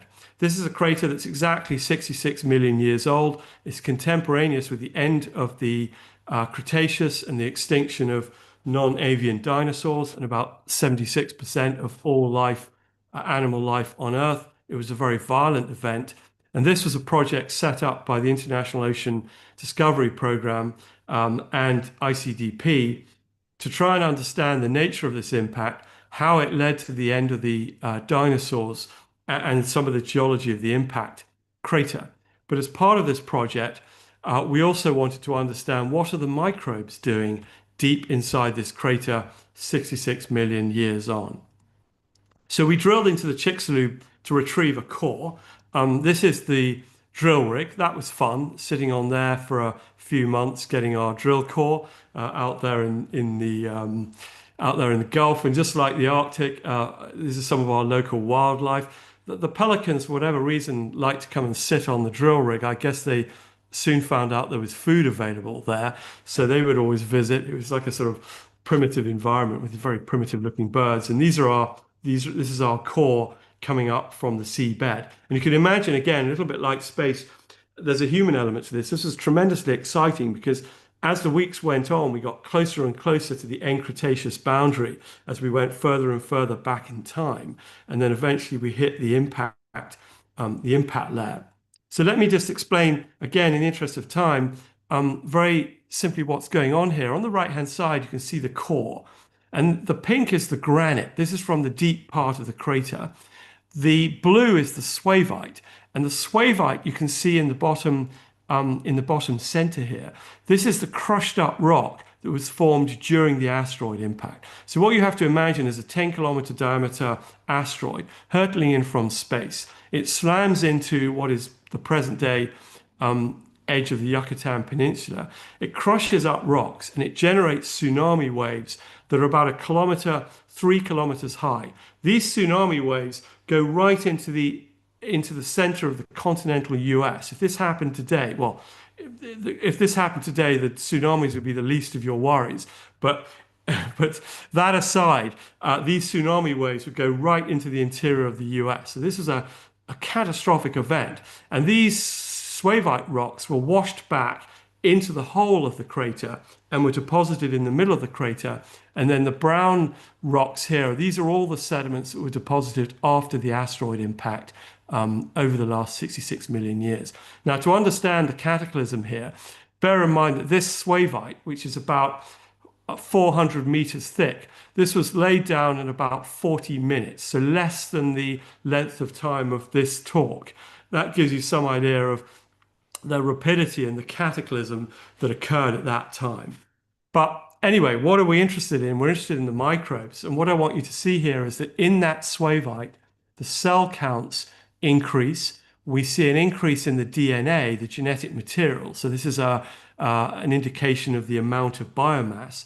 What's also interesting is you can see on the right-hand side an increase in the porosity. So a little bit like up in the high Arctic, the asteroid impact has fractured all these rocks, crushed them up, and it's created pathways for fluids which bring nutrients and energy into the subsurface and allow these microbes to take advantage of the fluids available in the rocks to be able to grow in the deep subsurface. So in other words, this is exactly the same story as up in the Arctic, but now we're looking at the deep subsurface, deep underground. And what we see is that asteroid impacts can fracture the deep underground rocks, increase fluid flow, and provide nutrients and energy for microbes. So this is an example of how life can take advantage of these cataclysmic events. And this event is particularly interesting because there's such an extreme contrast between the extinction of about 3/4 of all animal life on Earth, including the dinosaurs, and yet 66 million years on, there are still microbes that are getting advantage from the highly energetic events of an impact. And also what's interesting is if you look deep in the crater, you can see these peaks in cell numbers. These correspond to these impact glasses, which are melted rock that's been injected into the granite during the asteroid impact. And why are the microbes why do they like to live here? Because they're taking advantage of the geological interfaces between glasses and other rocks. Microbes love geological interfaces because at interfaces you get fluids leaching out nutrients and providing microbes with lots of different elements and compounds that they can grow on. So we see these peaks down here. So in summary, this is just an example of how we can use microbes on Earth to look for life elsewhere. If I was on Mars and I was an astronaut, the first thing I would do is scurry down the edges of this crater. This is Victoria crater, beautiful image taken by Curiosity looking over the edge of the crater. And this is an orbital image taken by Mars Reconnaissance Orbiter, I think this is from. It's about 100 meters across and you're looking at the edge of the crater. But look at all these fractured rocks and all these different fractures in the rocks. So for someone like me, I start to salivate looking at this picture because I'm thinking what I want to do is scurry down this craggy slope here with my rock hammer and get samples of rocks in these fractures where the microbes may have been able to grow. And if I was to look in those rocks and find no evidence of life, it wouldn't tell me there was never any life on Mars, but it might begin to tell me that if there's no life in these highly promising places on Mars where water flowed through impact craters, maybe that's beginning to tell us that Mars was a lifeless planet. So either way, as microbiologists, what we want to do is we want to go to the most promising places to answer the question of whether there's ever been life on Mars, because that's the best way to address this hypothesis. Now, I should just stress, I'm not saying impact craters are the only places to go and look. Other places include ancient lakes, ancient calderas in volcanic craters, and there are many other scientists out there interested in looking at life in extreme volcanoes and icy environments like Iceland. But what I wanted to do in this talk was just give you an example of just one type of environment where by studying microbiology on Earth, we can get an insight into how to look for life on other planets and the way in which terrestrial microbiology and the study of life in extremes can help guide us in improving our chances of going to the best places to look for life on other planets. I just happen to like asteroid craters because, I don't know, I sort of have a cold fascination with them. The other reason why I like them is because they connect the astronomical environment with Earth. One of the interesting things about asteroid and comet impact events is they are a universal process. Not all planets have volcanic activity. Not all planets have glaciers, for example. But we can be fairly certain that almost all planets in the universe have, well, at least those with a solid surface, have asteroid and comet impacts, simply because we know of no solar system forming process that's completely clean. It's an inevitable result of the formation of a protoplanetary disk that you have leftover material. So in any place in the universe, at any planet where there's life, there's probably asteroid and comet impact events, albeit at different rates than in our own solar system. but they occur throughout the universe. So understanding how asteroid and comets shape the conditions for biology is, for me, a really interesting line of investigation, because it connects truly astronomy with microbiology and the astronomical environment. So what I hope I've done is given you some idea in this talk about the connection between microbes, how microbes can help us explore and settle space. And the two most interesting things are we alone in the universe? A big question in science, in astronomy, still an unanswered question, still sitting here, 2,000 years after after the ancient Greeks asked this question about, are we the only creatures in the universe? We still don't know the answer, but in the next few decades, we might finally get an answer to that. And that's tremendously exciting. And then the other exciting thing is, in the next few decades, I really think we're going to start making the first truly concrete steps to establishing a permanent human presence beyond the Earth. And the microbes are going to come with us. They're going to help us do this. And they're going to be our little microscopic helpers as we build a spacefaring civilization. So I'd like to thank you, and I should also thank the various organizations that have funded my research work over the years, including space agencies that have flown my experiments. And thank you, everyone, for listening to this talk and for coming to this evening's meeting. And I've got time for questions if anyone has any.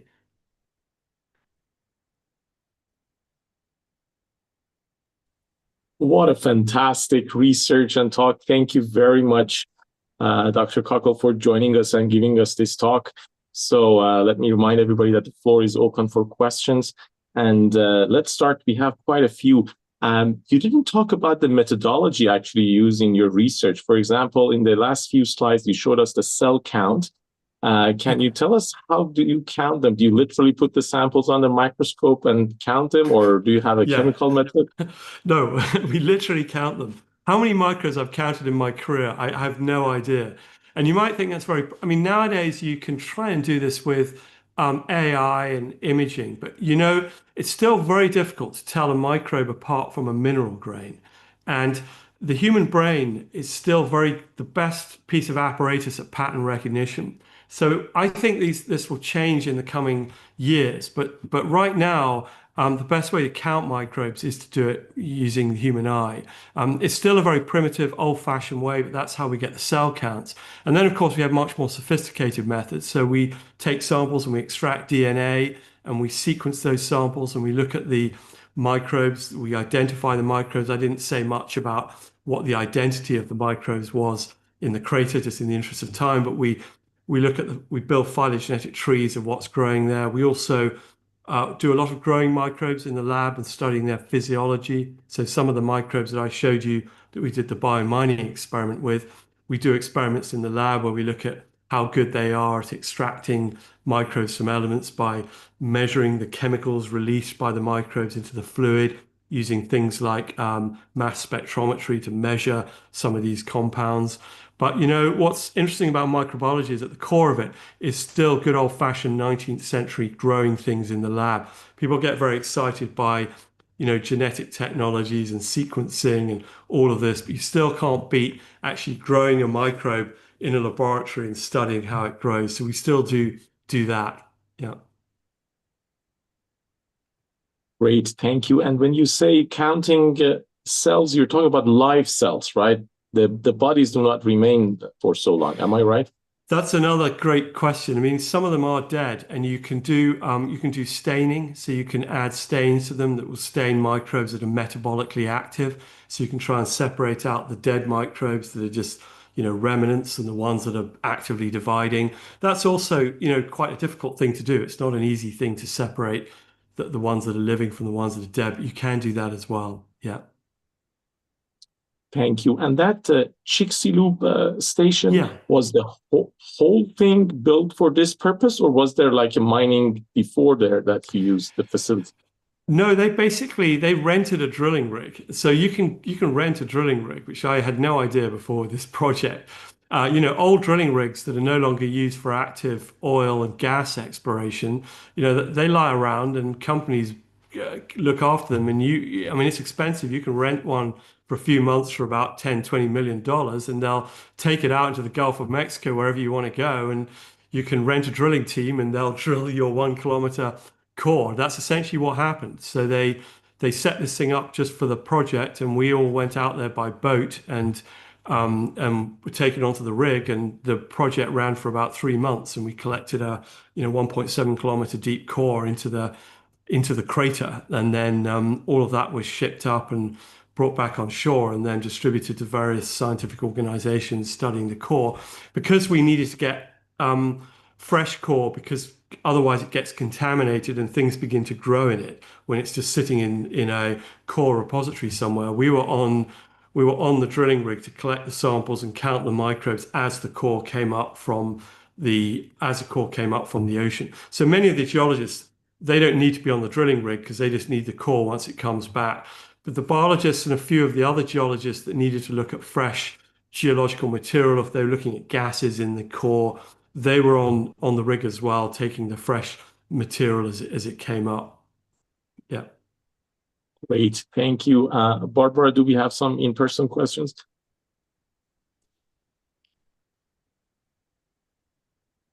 I see there's You had a question, terraforming. sir? Huh? No. What is your question?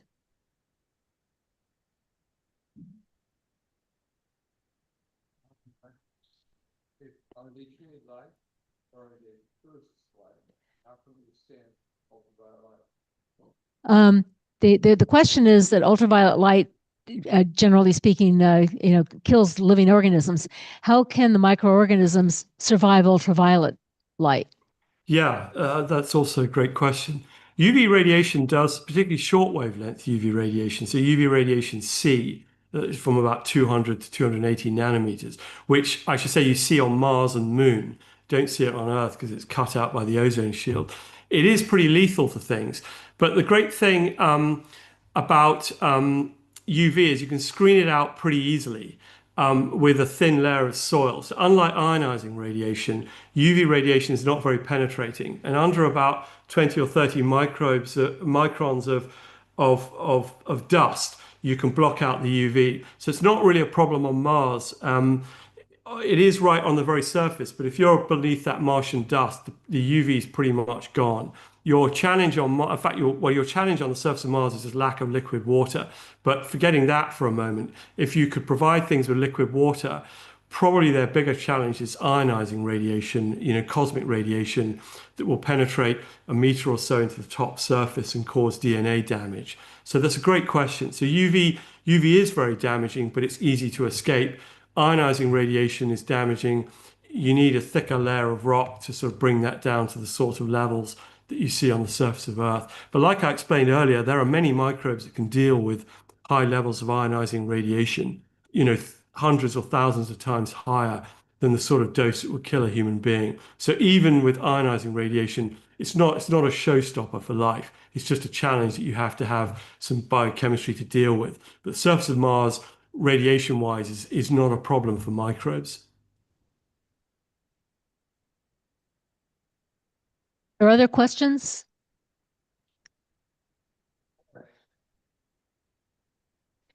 Well, those races we'll be dealing with. I saw there's a terraforming question and an entertaining question. Did I wake up early or stay up late? I went to bed at 10 and I woke up at 3. So I had 5 hours. And now I'm awake. I'm going to stay up for the rest of the day. It's a nice early start to Saturday morning. And I'm on leave. I went on holiday leave yesterday, so it's a great start. There's a question just above that I see. Can we use microbes to terraform? That's also a great question. I think so. The terraforming of uninhabitable planets is a much more ambitious thing than just doing some small-scale experiments with extracting elements from rocks. Just because it's difficult to predict where that goes. I think one of the big challenges of terraforming Mars, for instance, is okay, let's just say you can heat up the planet and release the water and make the atmosphere thicker. I mean, that's a technical problem that we still haven't shown that we can actually do. But let's say we can do that. I think the problem with just adding microbes is knowing what they will do. It's one thing just to say, well, we'll add some algae and they'll produce oxygen. But will they grow in the way that you want them to? How will they interact with other microbes? What will happen to the geosphere and the atmosphere. And one of the things that we know about biology on Earth, it's quite difficult to predict once you change things, the trajectory of things in the long term. So in principle, you can definitely add microbes to Mars and have them do things.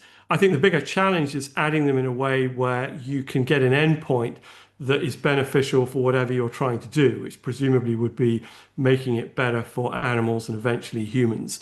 But I think we can learn to do these things. We can learn to shape biospheres. After all, we're sort of Venus forming the Earth at the moment, right, by heating it up. Well, not quite to the scale of Venus, but we know how to modify planetary atmospheres and change temperature trajectories. So we can modify things, and we can change biology and use biology to do modification of planetary atmospheres. So I think in general, that was a rather laborious way of saying, yes, we can use microbes to terraform. I think the big question is, how can you do it in a predictable way? And presumably in the coming years and centuries, we'll figure out how to build biospheres more predictably and perhaps terraform Mars.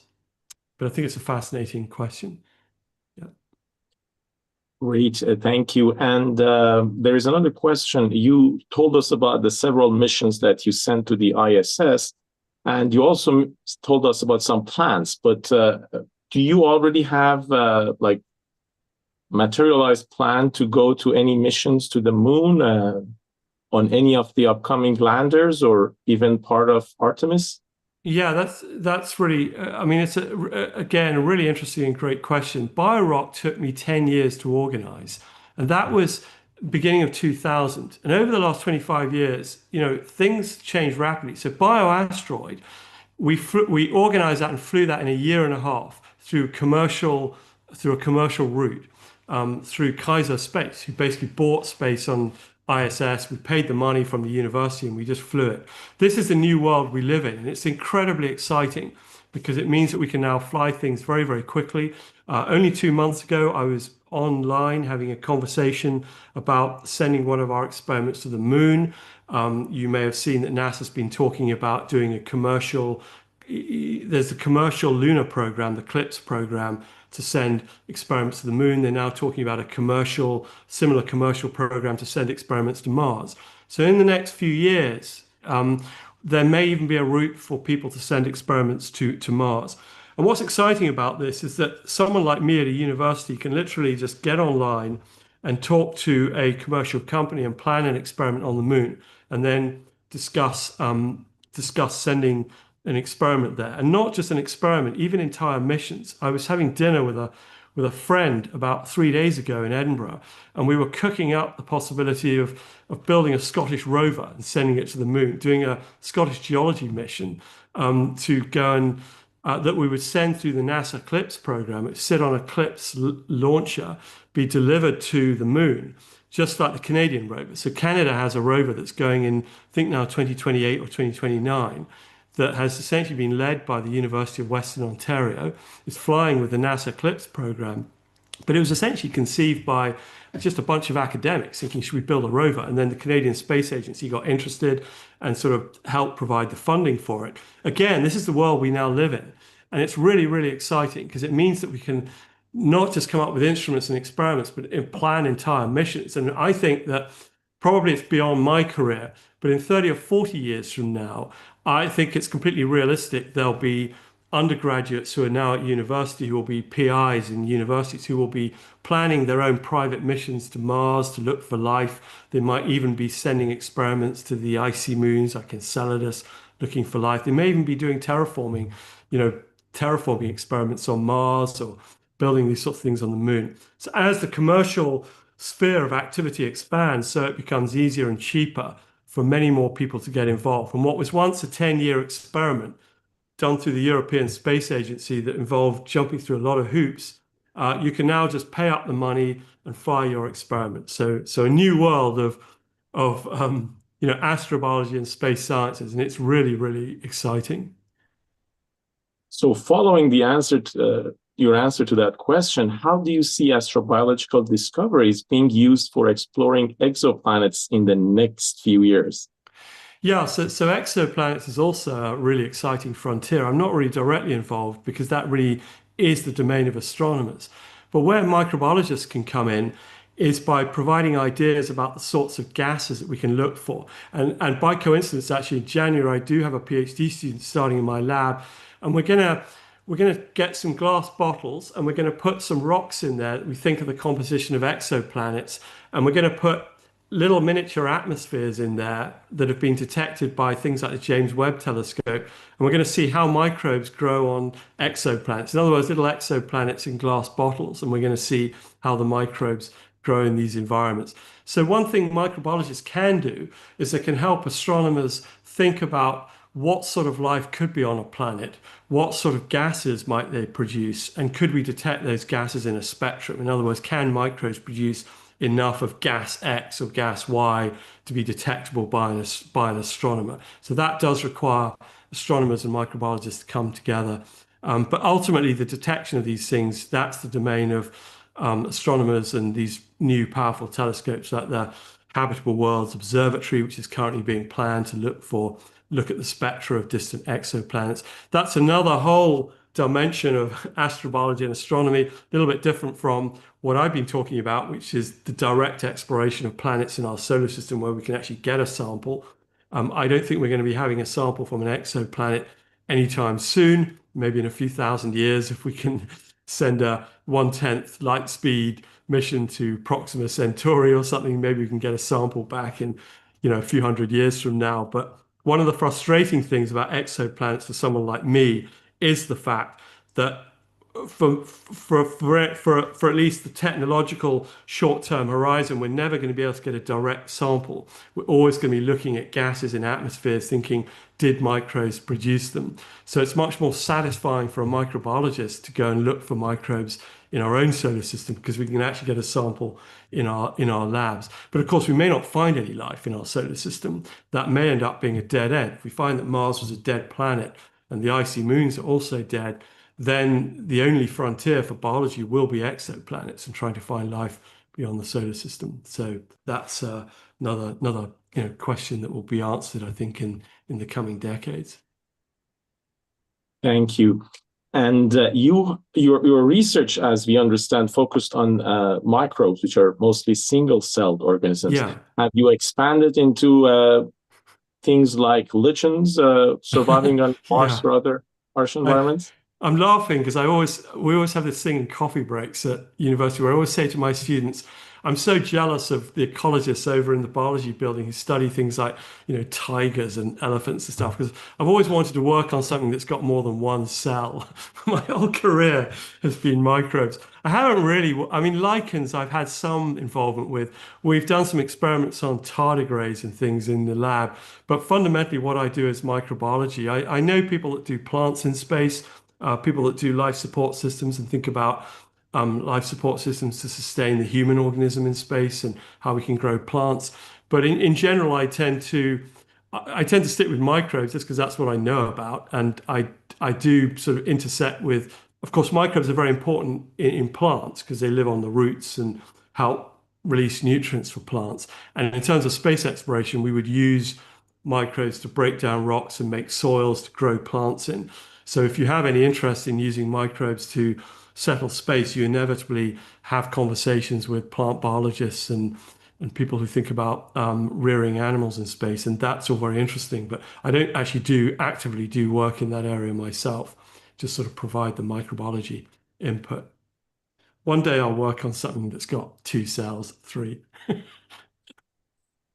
Thank you. Barbara, any in-person questions? Any other? Yes, sir.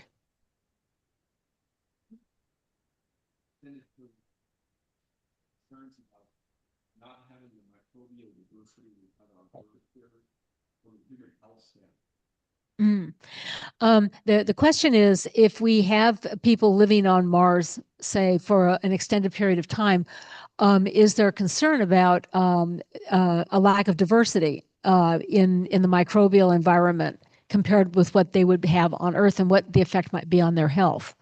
Yeah, that's also a great question. I don't do much on medical microbiology, but it is a concern. It also intersects with which we haven't talked about, which is another sort of rabbit hole you can go down, which is planetary protection. So the current regulations say that you can't take microbes to Mars. We can do biomining on the moon. You can take microbes to the moon, and the planetary protection regulations say you just have to catalog what you take there. But Mars, the current planetary protection regulations would forbid you from taking microbes to Mars. It's one of the problems with human exploration of Mars. I personally think that has to change.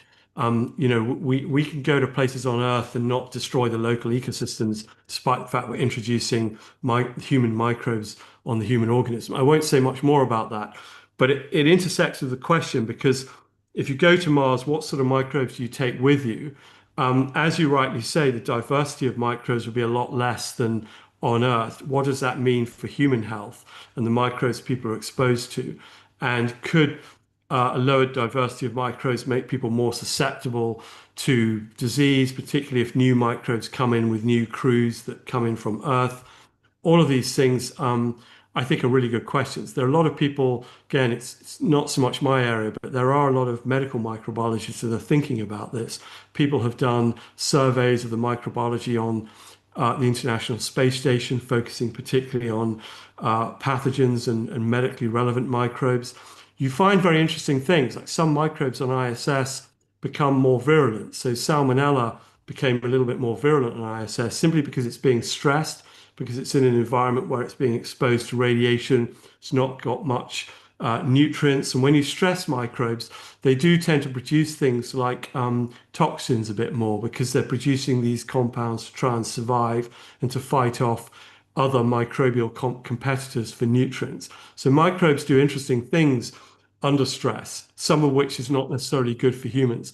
So it's really important to know how microbes respond to the space environment, what the microbial communities are, how they might change on the way out to Mars, because even if you start off with a high diversity, if you spend sort of several months during the interplanetary phase of getting to Mars, the microbial communities will change. If you build a station on Mars over decades, that will inevitably change. So these are all things we still don't really understand.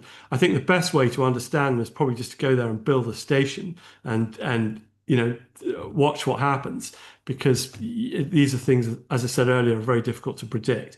And as we begin to explore space, we'll get a better idea of how we can live with the microbes and make them not just do useful things, but also make them not do things that are detrimental to human settlers. But again, really interesting area of work.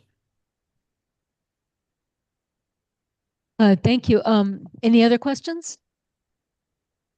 Yes, sir.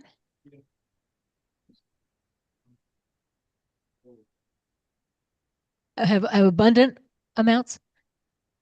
The question is, what if the microbes have an abundant amount of water? How would that affect things? Oh, do you mean in a space station or on Mars? Is this a terraforming question? Or On Mars, say? Yeah, I mean, Mars is a great place to grow things. I mean, it's volcanic rock. On Earth, volcanic rocks are some of the most agriculturally productive areas of the world. Places like Indonesia are basically on broken down volcanic rock. The only problem with Mars is lack of liquid water. The radiation problem, as I said earlier, is not a big deal for microbes. UV you can escape easily. There are plenty of microbes that can tolerate high ionizing radiation. So I think that if you could warm Mars and you could turn the surface into a sort of slushy, muddy surface of Mars, and if you heated Mars, I think large areas of it would become slushy, muddy areas, because there's lots of ice on Mars. It's not a water poor planet. There's huge amounts of ice in the near surface environment. It was just a couple of centimeters beneath the surface of the Phoenix lander. So if you heated up Mars and you created sort of moist soil, I think if you dumped microbes on there, things would grow pretty quickly. And it would be a really interesting experiment to do. The planetary protection people, would kill you. But I think that, two things could happen. One, you could wake up a Martian biosphere, and that might just simply expand. If you heated up Mars, it might just be that it would suddenly become microbially productive from deep subsurface microbes. It might do it itself. But if it didn't, I think it wouldn't take much to add microbes to Mars. and they would grow pretty rapidly across large areas of Mars. All you need to do is add liquid water. The volcanic rocks are there, the nutrients are there. There's plenty of carbon dioxide in the atmosphere, and there are lots of, well, plants will fix the carbon dioxide, but there are plenty of autotrophic microbes, not just photosynthetic microbes, that will fix carbon dioxide into organic material that can then be used by other microbes or plants or even animals. And there's nitrogen in the atmosphere. If you increase the density of the atmosphere, there are microbes that will fix nitrogen into nitrates and ammonia. I mean, it's a planet that's ready to go. I think Elon Musk described it as a fixer-upper of a planet, which actually I think is a good description. I like to say it's an Earth that didn't quite make it, is my description of Mars. I think you don't have to do a lot to it to nudge it into a much more habitable space where you could get things to grow there quite easily. And that's why I think, terraforming is not a crazy idea. You just have to figure out how to heat the planet. That's the huge technological leap. But if you could do that, it wouldn't take much to introduce biology, I think. So it's a great question. Any other questions here? Yes, ma'am.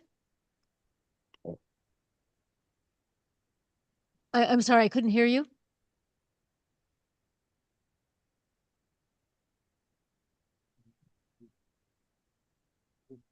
Oh, the question was, can microbes, are you talking about microbes on Mars? The question in general is, can microbes be detected with spectroscopy? They potentially could on the surface. They can't remotely on Mars. At least as far as we know, no one's seen any patch of microbes that can be detected by spectroscopic methods remotely. I think even if they're there, the biomass is too low. And even with rovers, there's a great deal of controversy about whether the organic material on Mars could be microbial or whether it's something else.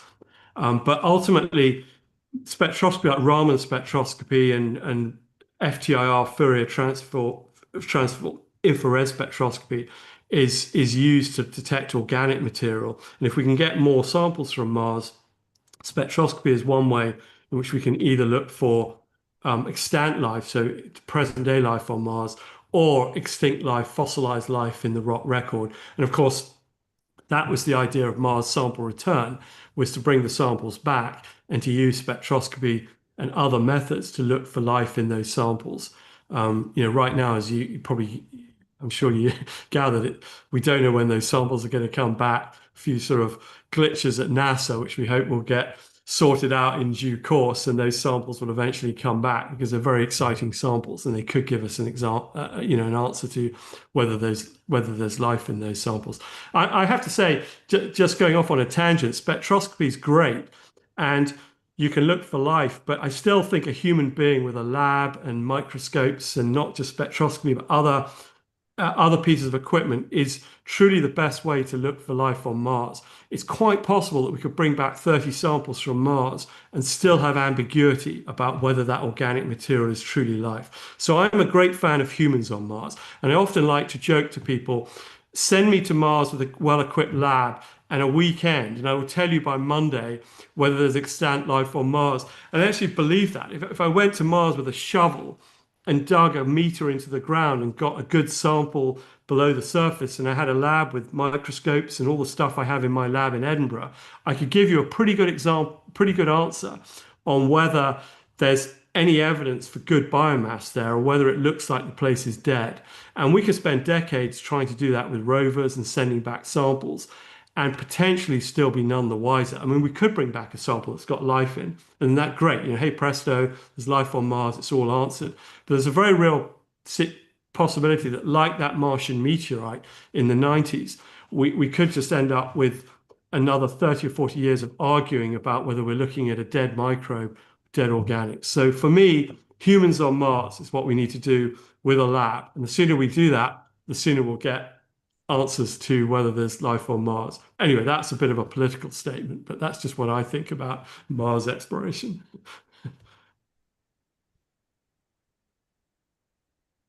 Any others? Yes, sir. by evil, they'll kill human life. The question is, well, are there evil microbes defined as microbes that could kill human life that could get to Mars?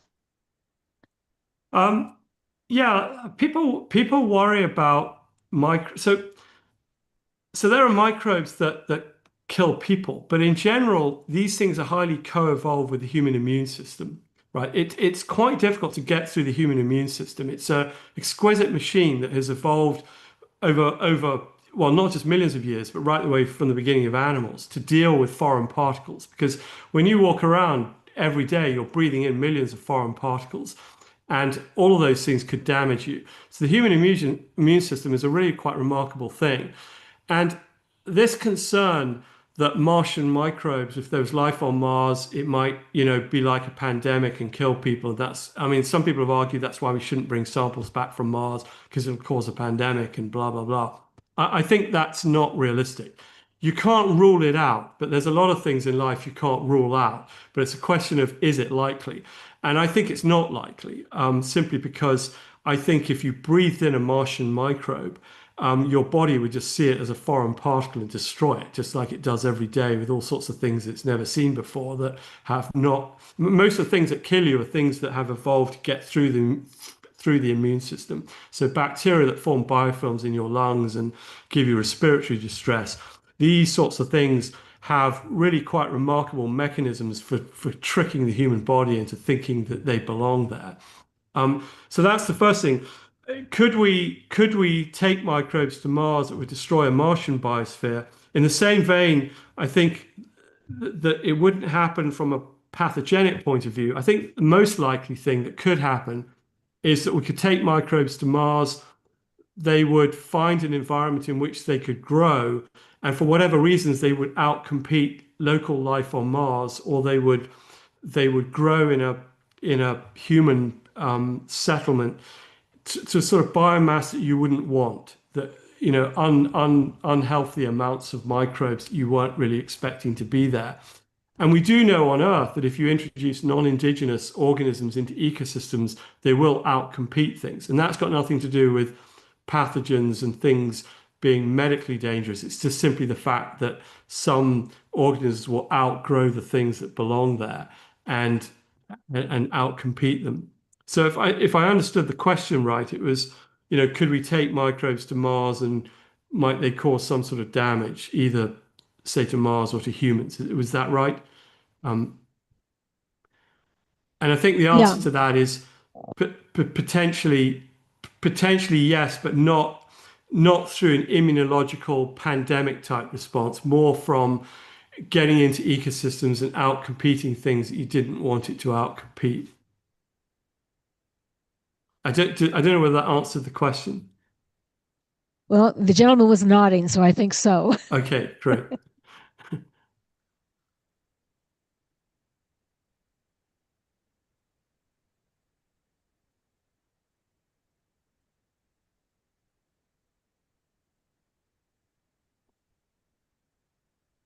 Barbara, we can't hear you. Yeah, we can't hear you. Yeah, sorry. The question was, I thought it was on and the microphone wasn't quite. The question was whether we should expect that some Earth microbes have already made it to Mars. Oh yeah, that's also a great question. They've definitely made it to Mars on board spacecraft that weren't sterilized. So the Viking landers, they were pretty well cleaned up because they were baked for several hours, turkey style in an oven, which is sort of remarkable when you think about it. That's 1970s electronics for you. You could actually take a spacecraft and bake it. I think in this day and age, you can't do that, but people talk about swabbing spacecraft and using things like cold plasma and hydrogen peroxide to sterilize a spacecraft. But in the days before Viking, there were several Soviet spacecraft that crash landed on Mars, the Mars series of spacecraft, Mars 1, 2, and 3. These were Soviet spacecraft. They were never sterilized. Some of the spacecraft we sent to Mars, since then, the rovers, things like Pathfinder, NASA spacecraft, I mean, it was cleaned up, but it was never sterilized. So there are definitely microbes on Mars. We've sent microbes. What are they doing there? Probably not a lot. I would think that they would be, there may be spores inside those spacecraft that might still survive. They've now been, so the Viking landers that were quite well cleaned up, but not completely sterilized. There may have been spores on there. If you think about those Soviet craft that crashed, there may still be spores inside those instruments that are viable. They've had now, 60 years of being exposed to ionizing radiation on the surface. I would think that they're probably sterile, but they may have survived. Because they crashed, some things may have been released onto the surface. They were probably blown around and sterilized in the atmosphere by UV radiation, because if they weren't covered over. But, it's not implausible that there are spores on the surface of Mars that are still viable inside the Viking landers and inside other rovers on Mars, particularly in the interior of electronics that were not sterilized. I think one of the most fascinating frontiers in the next few decades will be for humans to go back and look and see what microbes have survived on different planetary bodies. I mean, aside from Mars, there's all the human waste that was left on the moon during the Apollo program. There are several bags of human trash that were just bagged up and thrown on the surface of the moon. And this is going to sound really disgusting, but sometimes some of us in the microbiology community have talked about human feces sample return, right? Going to the moon and trying to bring back the Apollo trash to Earth, because it would be really interesting to know, have any microbes in human waste survived since the Apollo program? So you've got 50 years of being exposed to space ionizing radiation.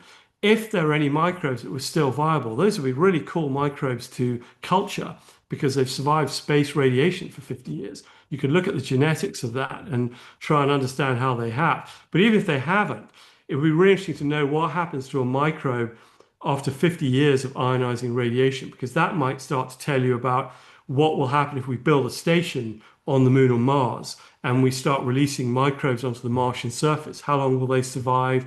How will they break down? What's the fate of the organics? So you can actually learn a lot.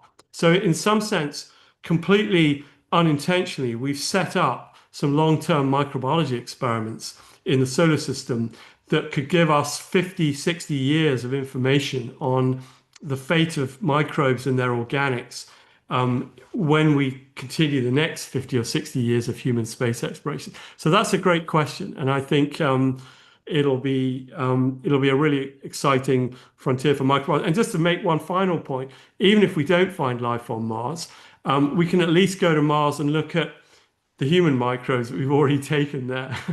So yeah, there are microbes on Mars, and we should go and look for them, human ones as well as indigenous ones.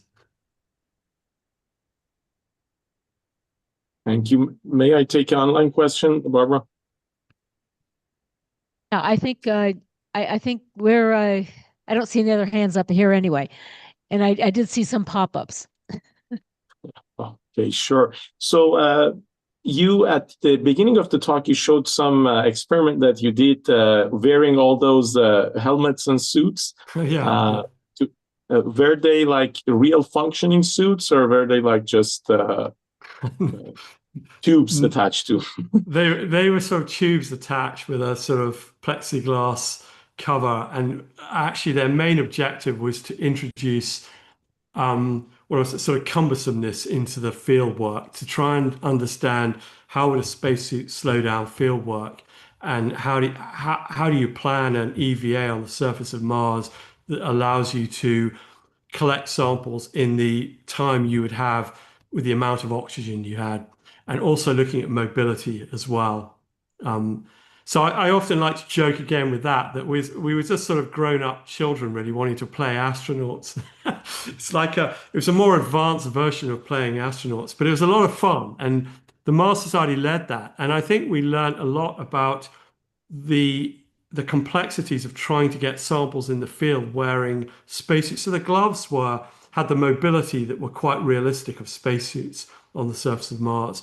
And your field of view is a little bit like you would have on Mars. And it was pretty interesting to go out on an ATV and collect rocks, and with your rock hammer try and find microbes in rocks in that spacesuit with the sort of mobility problems. It was very definitely a different experience than just going out there normally and having full dexterity and full field of view. So that was pretty much the information that was being looked at. And people like Bill Clancy at Ames wrote papers on Martian EVAs and how they were affected by suit mobility. So there was some work that came out of that. We also had a lot of fun times that would not be applicable to Mars. That we got ATVs stuck in the mud in the Arctic, and we were in spacesuits trying to pull out these ATVs up to our knees in Arctic mud, which I think is a sort of not really a Mars analog situation. And then, of course, you're also driving around with shotguns on the back of your ATVs because of the polar bears. And that's a hazard, of course, not relevant to Mars. So it's not completely Mars-like in the Arctic, but to some degree, we learned something about Mars exploration. Well, there are movie scenes when they carry shotguns on the vehicle on Moon. Right, yeah. So speaking of that kind of simulations, you've also done some research with people in prison. Can you tell us a little bit about that? Yeah, sure. I mean, that's another whole thing I did for 6 years. It's now finished. I had this idea a long time ago. I guess it was in 2016, that prisons are a bit like Mars stations, in the sense you've got an isolated community of people, relatively self-sufficient. They are receiving some information from outside, but they're essentially their own small community of people. And I thought, of all the people on this planet who actually have an experience of long-term human settlement on the Moon and Mars, it's people in prisons. So I went to the Scottish Prison Service and I said, do you think the people in Scottish prisons would be interested in contributing towards human space exploration? So we set up this program called Life Beyond that we ran for 6 years, where we got prisoners to use their experience of confinement to think about human space settlement. And I could give a whole talk on that. Maybe it should come back sometime and talk about that. But it's pretty amazing because prisoners, of course, come from all sorts of different backgrounds. We had artists, and we got them to design stations on Mars. And we published 2 books. You can find them on Amazon. They are sold at cost. There's a tiny sort of roughly 50-cent profit that goes to the British Interplanetary Society. Those 2 books are called Life Beyond From Prison to Mars and Life Beyond 2 From Prison to the Moon. And in those books, you can see they did watercolors and art. They painted their Mars stations. They designed the stations. They did engineering designs. They wrote descriptions of what was happening on Mars. We ran this program. Every cohort was involved for about 6 months.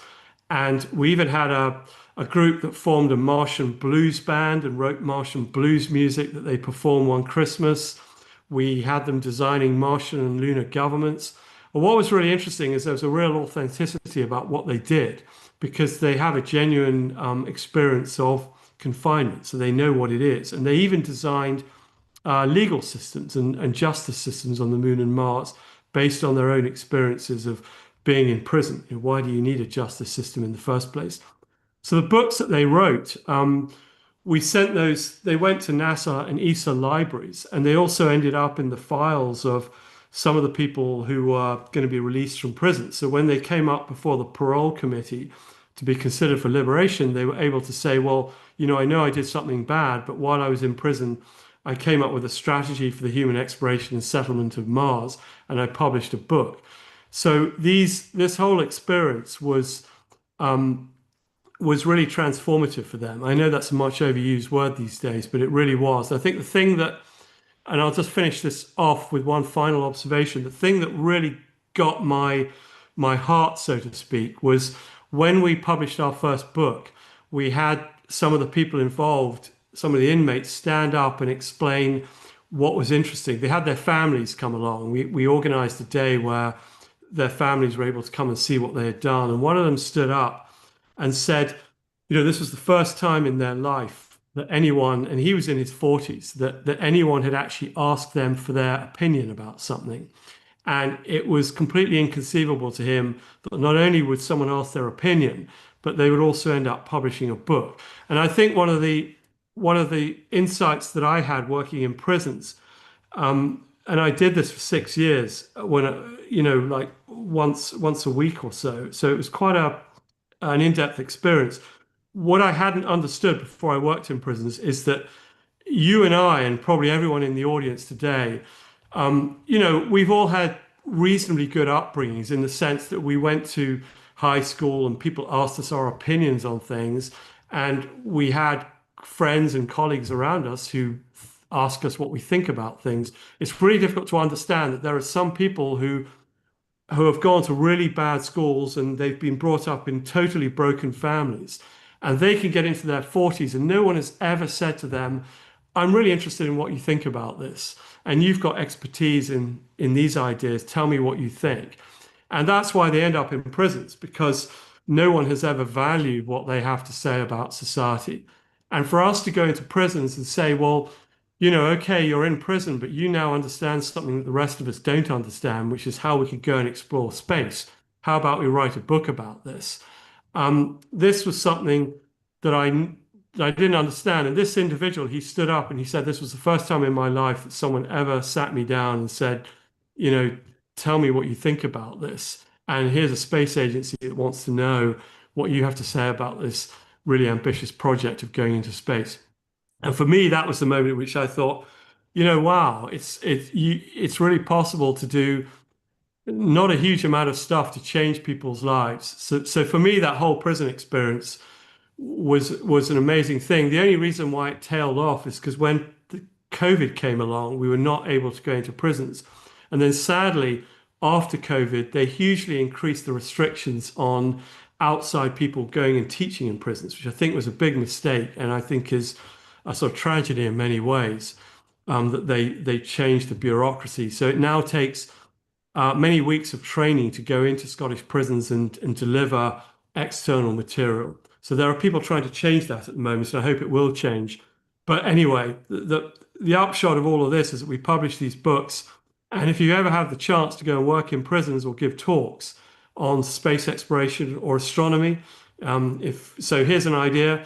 If Orange County Astronomers want to go and set up a program in a prison in LA or somewhere and just go and give popular talks in astronomy, I think these sorts of things can have really profound benefits to society without, it takes some effort to get into prisons because of course there are issues of sensitivity.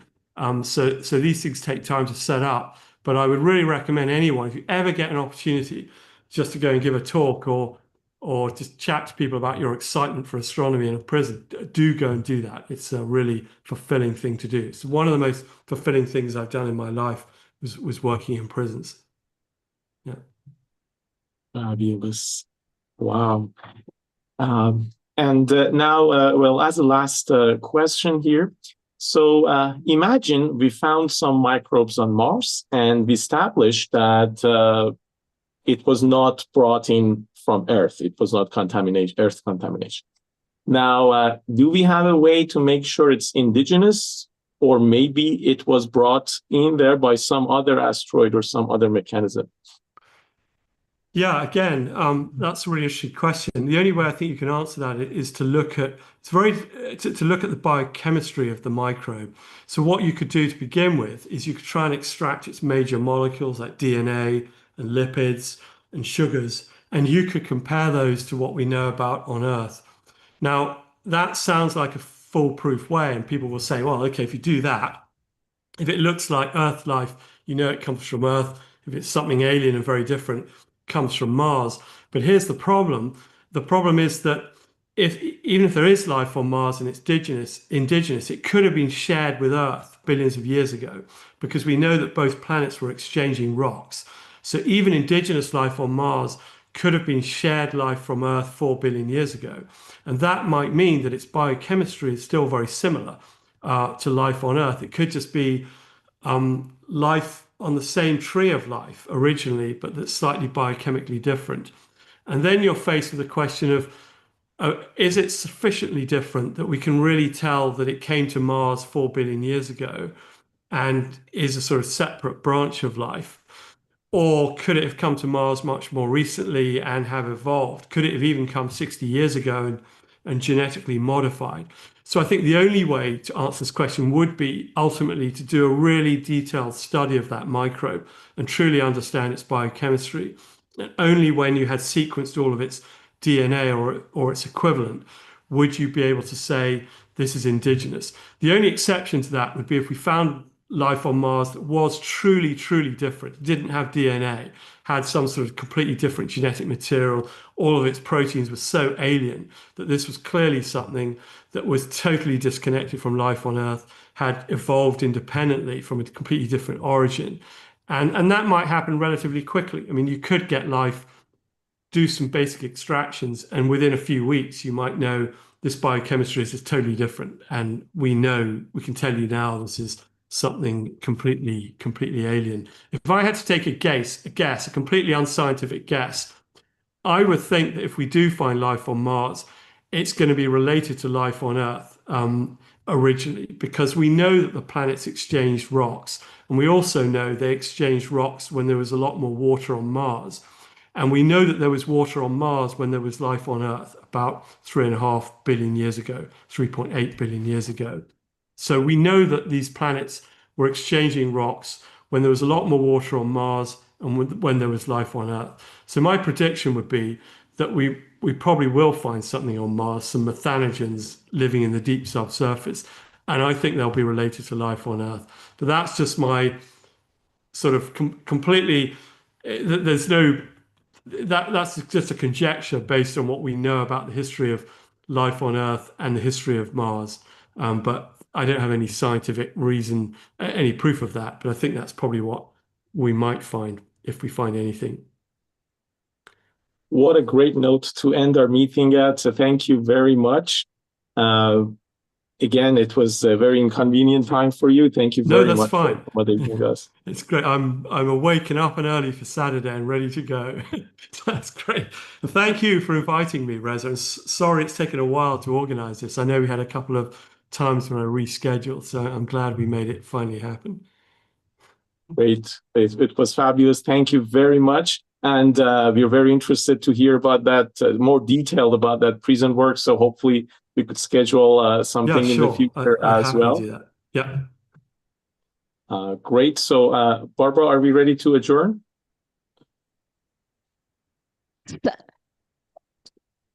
Yes, I think we are. Happy holiday season to everybody, and we'll see you all next year. Bye-bye, everybody. Thank you.